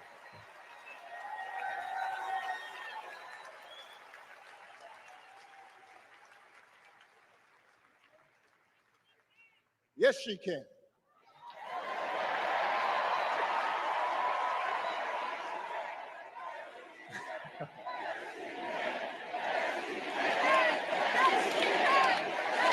Yes, she can. A Harris-Walz administration can help us move past some of the tired old debates that keep stifling progress. Because at their core, Kamala and Tim understand that when everybody gets a fair shot, we are all better off. They understand that when every child gets a good education, the whole economy gets stronger.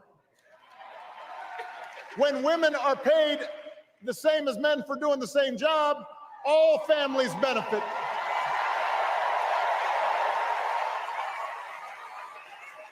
They understand that we can secure our borders without tearing kids away from their parents, just like we can keep our streets safe while also building trust between law enforcement and the communities they serve and eliminating bias. That will make it better for everybody.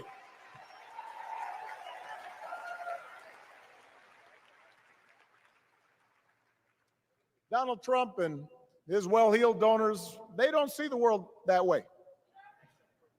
For them, one group's gains is necessarily another group's loss.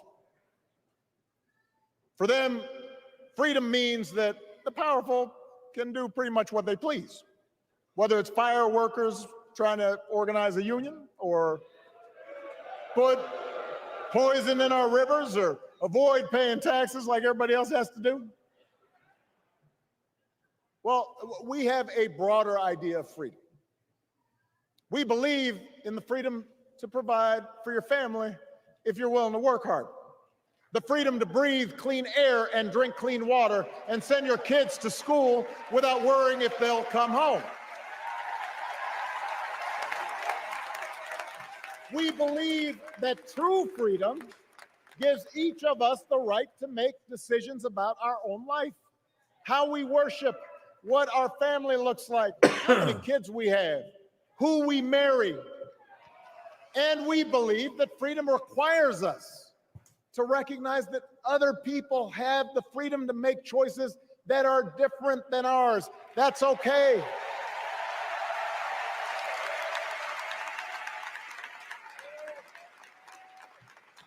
That's the America Kamala Harris and Tim Walz believe in.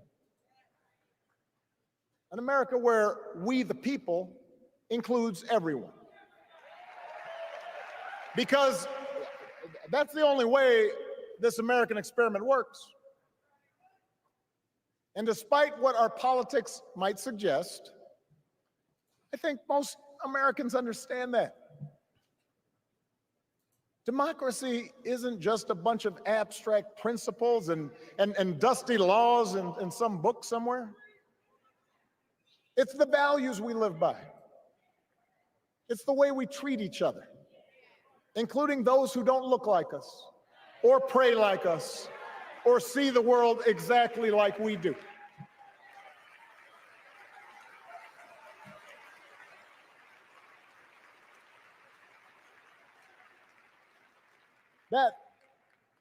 That sense of mutual respect has to be part of our message. Our politics have become so polarized these days that all of us across the political spectrum seem so quick to assume the worst in others, unless they agree with us on every single issue. We start thinking that the only way to win is to scold and shame and out-yell the other side. And after a while, regular folks just tune out, or they don't bother to vote. Now, that approach may work for the politicians who just want attention and thrive on division, but it won't work for us to make progress on the things we care about, the things that really affect people's lives. We need to remember that we've all got our blind spots and contradictions and prejudices, and that if we want to win over those who aren't yet ready to support our candidates, we need to listen to their concerns and maybe learn something in the process. After all, if a parent or grandparent occasionally says something that makes us cringe, we don't automatically assume they're bad people. We recognize that the world is moving fast, that they need time and maybe a little encouragement to catch up. Our fellow citizens deserve the same grace we hope they'll extend to us.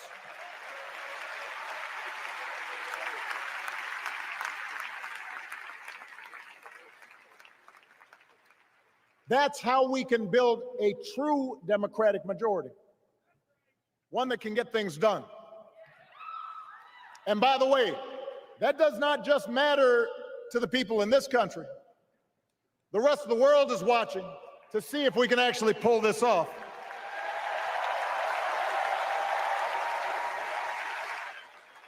No nation, no society has ever tried to build a democracy as big and as diverse as ours before. One that includes people that over decades have come from every corner of the globe. One where our allegiances and our community are defined not by race or blood, but by a common creed. And that's why when we uphold our values, the world's a little brighter. When we don't, the world's a little dimmer. And dictators and autocrats feel emboldened. I'll say that afterwards. And over time, we become less safe. We shouldn't be the world's policemen, and we can't eradicate every cruelty and injustice in the world. But America can be and must be a force for good. Discouraging conflict, fighting disease, promoting human rights, protecting the planet from climate change, defending freedom, brokering peace. That's what Kamala Harris believes, and so do most Americans.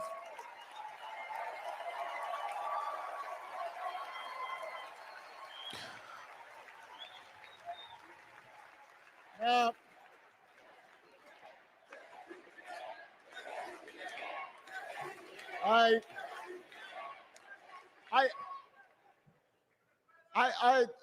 I know these ideas can feel pretty naive right now.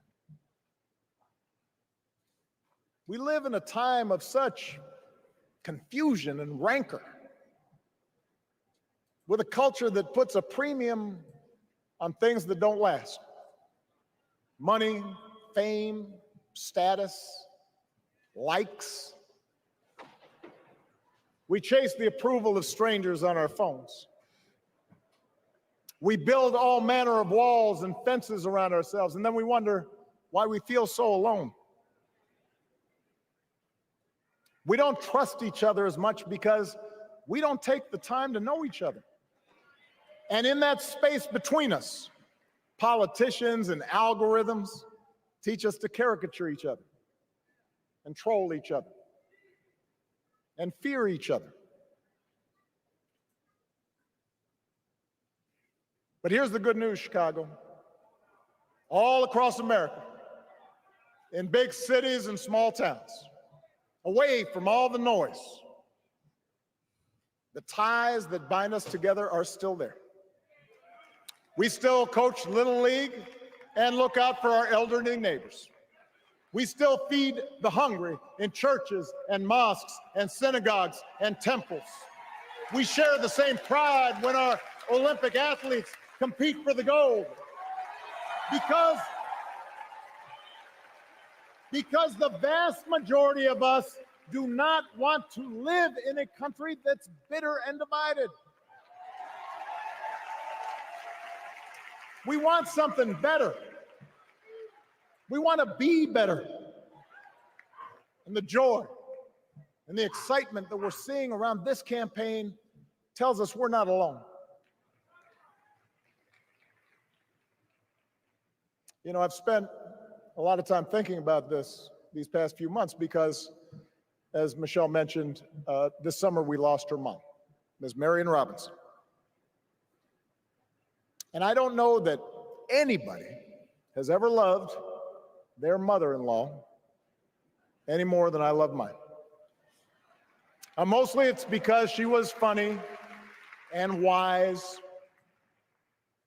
and the least pretentious person I knew. That, and she always defended me with Michelle when I messed up. I'd hide behind her.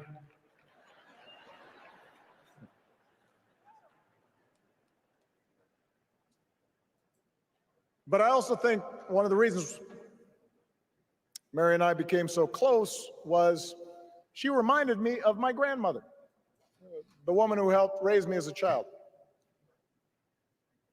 And on the surface, the two of them did not have a lot in common. One was a black woman from right here, south side of Chicago, right down the way. Went to Englewood High School. The other was a little old white lady born in a tiny town called Peru, Kansas. Now, I know there aren't that many people from Peru.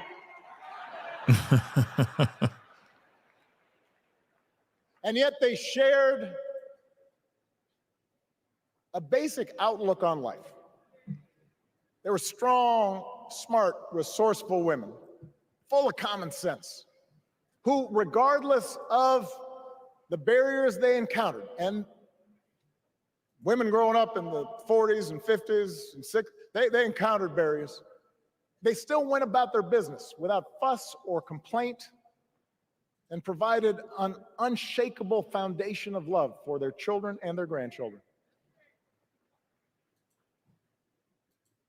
In that sense, they both represented an entire generation of working people who, through war and depression, discrimination and limited opportunity, helped build this country. A lot of them toiled every day at jobs that were often too small for them and didn't pay a lot. They willingly went without just to keep a roof over their families' heads, just to give their children something better. But they knew what was true. They knew what mattered. Things like honesty and integrity, kindness and hard work. They weren't impressed with braggarts or bullies. They didn't think putting other people down lifted you up or made you strong. They didn't spend a lot of time obsessing about what they didn't have. Instead, they appreciated what they did. They found pleasure in simple things. A card game with friends, a good meal, and laughter around the kitchen table. Helping others. And most of all, seeing their children do things and go places that they would have never imagined for themselves.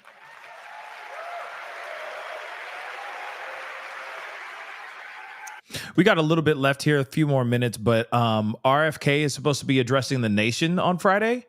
Callie, do you know what time that's at? Because if that's the case, I probably will watch that to see what's going on, but I don't know if that's, I mean, if that's true, that's fascinating, because I heard that the rumor is being said that he's stepping down and like he's dropping out and that he's going to endorse Trump. That is the rumor. But yeah, I'm interested to see. I'm keeping an eye on what's going on politically. You feel me? I'm watching from the nosebleed seats, so I know what's going on. But I didn't know if he is actually having an address on Friday. We will watch it, no doubt. But Callie WM, if you know what when and what time, please put it in the comments. Holla at your boy. Let me know. Okay. Also, beautiful messy ball. You said something about someone getting arrested with weapons or something like that. Somebody getting handcuffed or something like that. Please at me on YouTube, not YouTube, on Twitter or something like that. Send it my way. Like at me on it or something. I'd love to see what it is. Whoever got arrested, and I'm wondering, is it in connection to Trump, like they were trying to attack Trump, or was it somebody out here at the DNC? That's the other thing I'm trying to find out as well. Okay. And I'm also looking up the schedule to see who's on for tonight. From my understanding, John Legend and Sheila E. are performing tonight. That's news to me. And then, of course, they say Bill Clinton, Tim Walz is supposed to be speaking tonight as well. Bill Clinton is supposed to be speaking tonight. Nancy Pelosi is supposed to be speaking tonight as well. Those are the things that I'm hearing so far for tonight's DNC. Okay. But yeah, that's interesting. If RFK Jr. is stepping down, that's very, very fascinating. But I'm not surprised if he goes and he endorses Trump. Not at all. Whether you are a Democrat or a Republican or somewhere in between, we have all had people like that in our lives.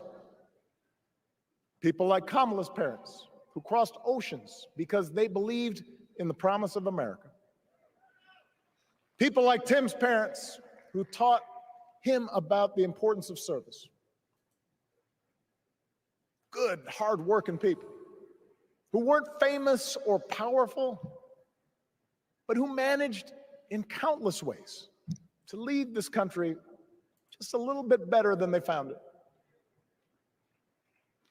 As much as any policy or program, I believe that's what we yearn for. A return to an America where we work together and look out for each other. A restoration of what Lincoln called, on the eve of civil war, our bonds of affection. An America that taps what he called the better angels of our nature. That is what this election is about. And I believe that's why, if we each do our part over the next 77 days, if we knock on doors, if we make phone calls, if we talk to our friends, if we listen to our neighbors, if we work like we've never worked before, if we hold firm to our convictions, we will elect Kamala Harris as the next president of the United States, and Tim Walz as the next vice president of the United States. We will elect leaders up and down the ballot who will fight for the hopeful, forward-looking America we all believe in, and together we too will build a country that is more secure and more just, more equal, and more free.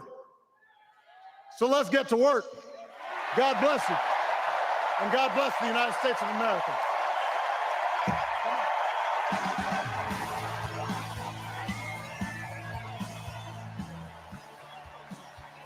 Okay, sorry, I can't play that music, unfortunately, because I'm sure it's some copywritten crap. But anyway, that was the Obamas. The Obamas came out and spoke, which I think will be the highlight of the entire DNC, aside from, of course, Kamala speaking and Tim Walz, because I'm sure Tim Walz is going to have some fun. I think Tim Walz is going to be crazy. Have you seen him speak? He's very interesting. Okay, he's a very animated individual, so I'm sure he's going to have a blast up there tonight when he speaks. So I'm very interested to see how Tim Walz speaks, and of course, we're all waiting for the heavy hitter, which is, of course, hearing Kamala Harris speak. Right now, he did tap in on policies that she wants to do, and policies that that she is wanting to put into motion. So, that one was more of a ticket speech, but of course it still had broad strokes in there too as well, But I think at the end of the day, I'm really interested, to hear what Kamala has to say, right? And again, I am really looking forward to hearing her in other interviews. I know I've said this a million times, and I know some people are like, I can't believe you, Pascal. You need to do your research. I've been looking things up, and I haven't really seen many interviews of her as of late. And Trump out her. He outside, okay? He's in these interviews.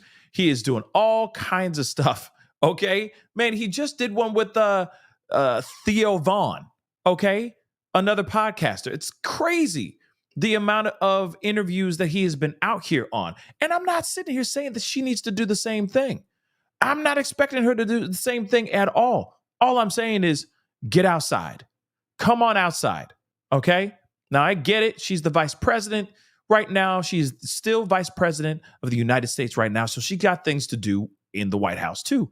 But I keep wondering, can she even do these interviews? Why hasn't she done some interviews? It'd be nice to see those interviews, and it'd be nice to see her do interviews that aren't just like some fluffy, like her go, and no disrespect to the Daily Show or any of these other places, but like something that isn't just being on the Daily Show, that is all scripted, or going on on the Colbert Show. You know what I mean? Like, I'd really like to see her sit down across from somebody on a microphone and just start talking. Shoot, I'd love to see her do an interview with Dr. Phil then, because there was a huge interview that Dr. Phil did with Trump. And if I'm correct, he did one with Biden as well. But that was when he was running. Biden ain't running no more. Okay? So like I said, I want to see just a little bit more of her outside. That's all. I get it. It's nice and cushy where she's at. But I just would love to see just a little bit more convo from her, just to see how she is.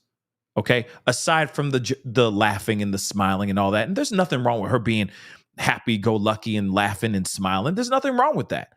There's nothing wrong with that. But like I said, I just really would like to see a little bit more from her. Now, here's the thing. I think that interview, that speech that she gives Thursday night is going to be a big deal, because it's going to be the first time it's going to be the first time some new people are going to be resting their eyes on her and hearing her speak out, aside from her talking about, like, I got hot sauce in my bag, swag. You know what I mean? Aside from all that, and Megan Thee Stallion twerking on the stage, you know what I mean?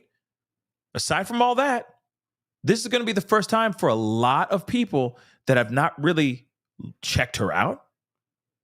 She's going to be on the world stage for everyone to hear her speak.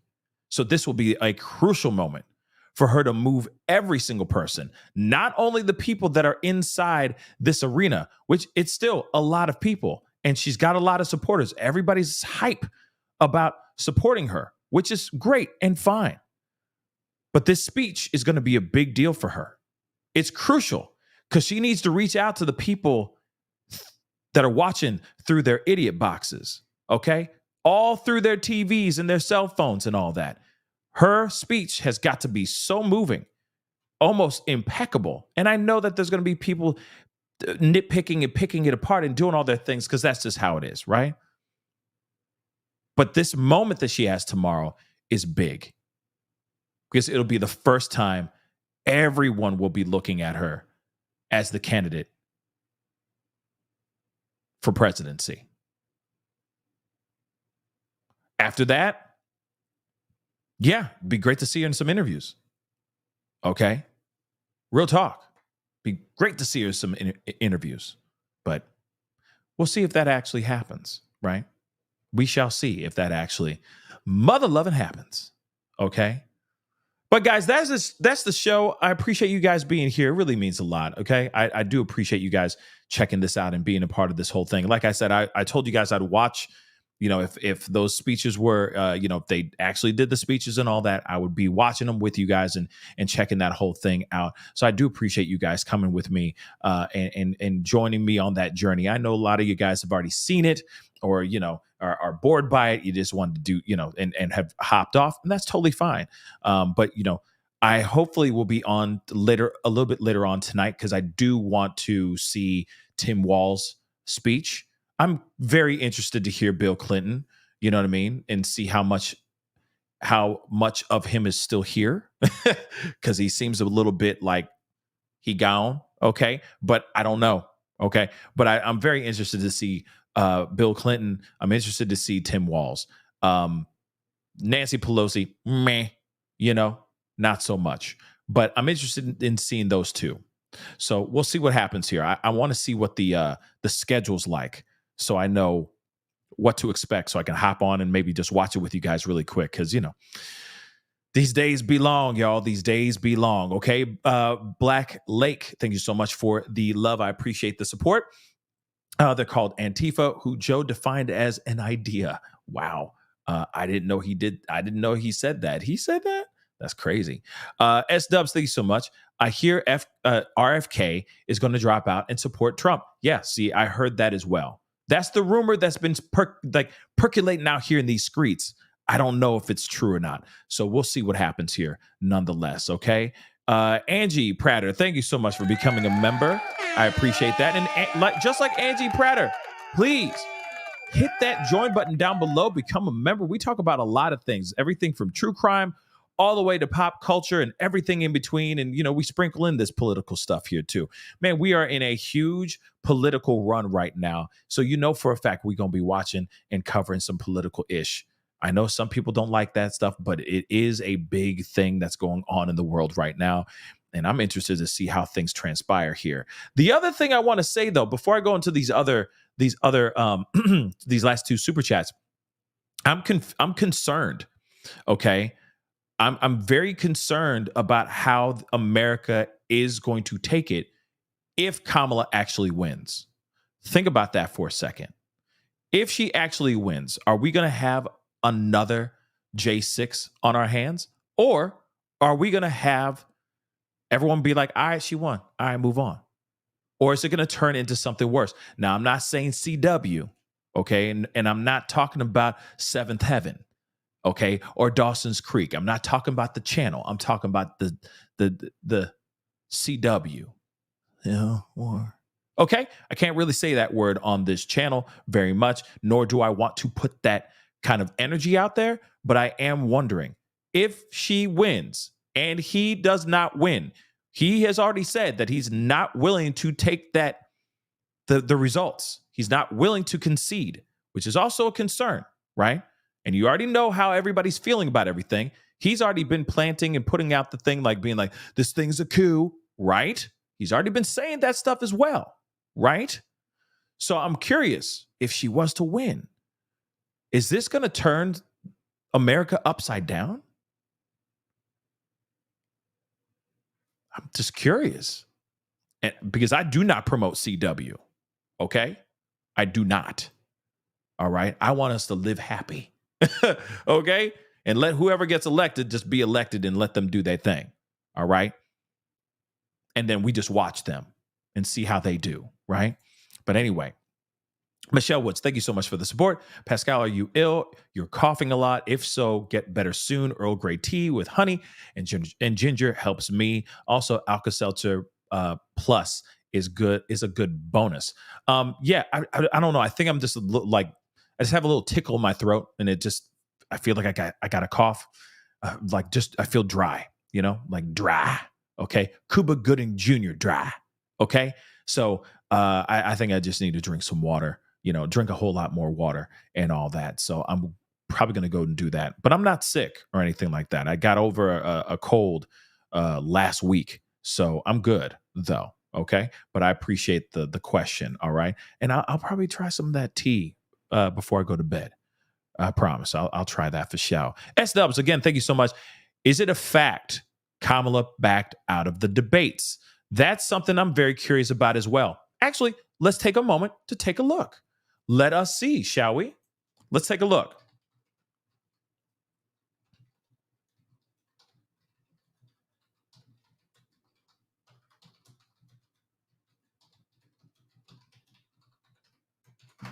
Let's see.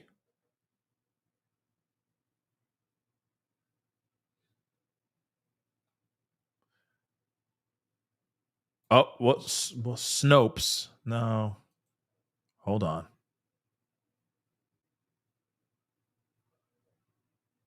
So Newsweek is saying this, okay? Just because, this is a good question, okay? Because I'm hearing that as well. I've heard that she's backed out as well. And I'm like, why is she backing out of a debate? That's stupid.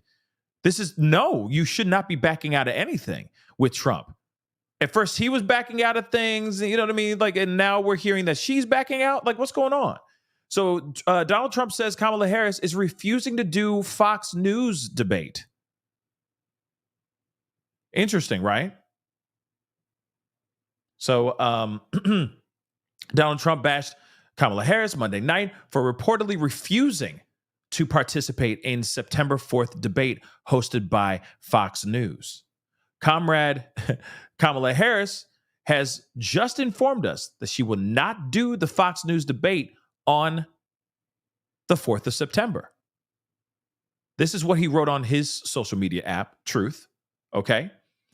While the first night of the DNC kicked off in Chicago.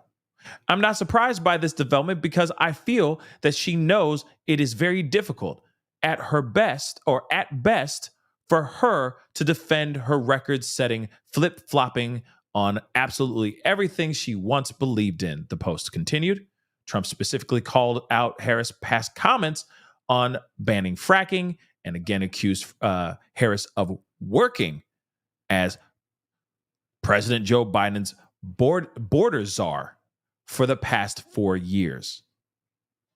And of course, they apparently Harris's campaign has not confirmed that they declined to participate in the September 4th debate. So they're saying that the campaign has not confirmed about this at all.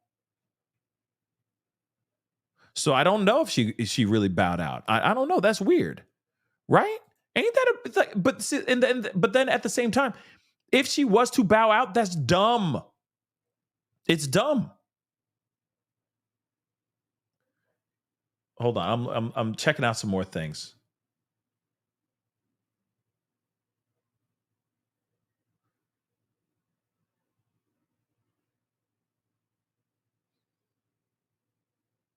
Yeah, I don't see anything else. I mean, Snopes is saying she didn't back out, but I don't know how reliable Snopes is. So I'm just like, I side-eye Snopes. But still, they're saying the campaign has not confirmed or denied it so far. So we'll see about that. Okay, beautiful messy ball. Thank you so much for the support. We appreciate the long days. I tried watching him elsewhere last night, and I couldn't do it without you in this chat. Fair and balanced. Thank you so much. I appreciate that. Thank you so much, beautiful messy ball. I appreciate that. Mimi, thank you so much for the super stickers. It really does mean a lot. Seriously, But yeah, we are. This is gonna be, like I said, this is gonna be a very, very interesting next couple months. We have what? 2.5 months, 3.5 months. I forgot the math, but no matter what, it's a very short amount of time. Okay. It is a very, very short amount of time. Yeah. It's like 2.5 months, right? 2.5 months. And then it's a wrap. Okay. And it's crazy how quickly November's coming. Okay. So it is pretty scary. And she really needs to do some work, but that's just me saying that because like I said, I've been looking around. I've been trying to find some things, but like I said, I want to see more, right? I just want to see more. With all due respect, I've seen enough Trump. Oh my God, I've seen enough Trump. Okay, we already know about him and how he does this and all that stuff. He talks like this. We already know the drill, baby, drill. We've already listened to all of his stuff 15 million times before. He says the same stuff. With all due respect, he says the same stuff. He rattles off the same stuff. Okay? Even my kid agrees. Okay, same old stuff we already know. Okay, with all due respect, love him or hate him, he repeats himself quite a bit. So we do know about that. Okay, yes, the accordion hands for sure. You know what I mean? We already know about that, all about him. But we need to know a little bit about her, aside from her laughing and all that stuff, right? So I just want to know, right? 720, thank you so much for saying this, okay? You're doing a good job. Keep up the good work. War is always an issue, which is horrible. Yes, I agree 110%. I don't want a CW, okay?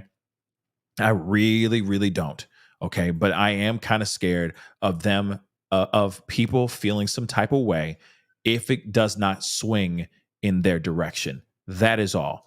I don't want another J6. And it doesn't matter how you stand on that. It was still a travesty on our country. It was still absolutely terrible. Doesn't matter if you think that it was, what they did was not wrong or anything. To the rest of the world, that made us look extremely weak. And the last thing I want to see is for it to augment to a whole other level. And that's one thing I'm really scared about. Now, I know like the likes of Tim Pool and stuff are constantly talking about the CW, constantly. But at the same time, I don't want that. I want somebody to be elected fair and square. Nothing about anything about things being taken, if you get what I'm saying. And us continue living our lives as Americans, as people of this world, because there's bigger things that we should be worrying about as well, right? So CW would be terrible. I don't want that. Okay. So we'll see how everything goes. But the fact that if she's not willing to do a debate, that's not good on her.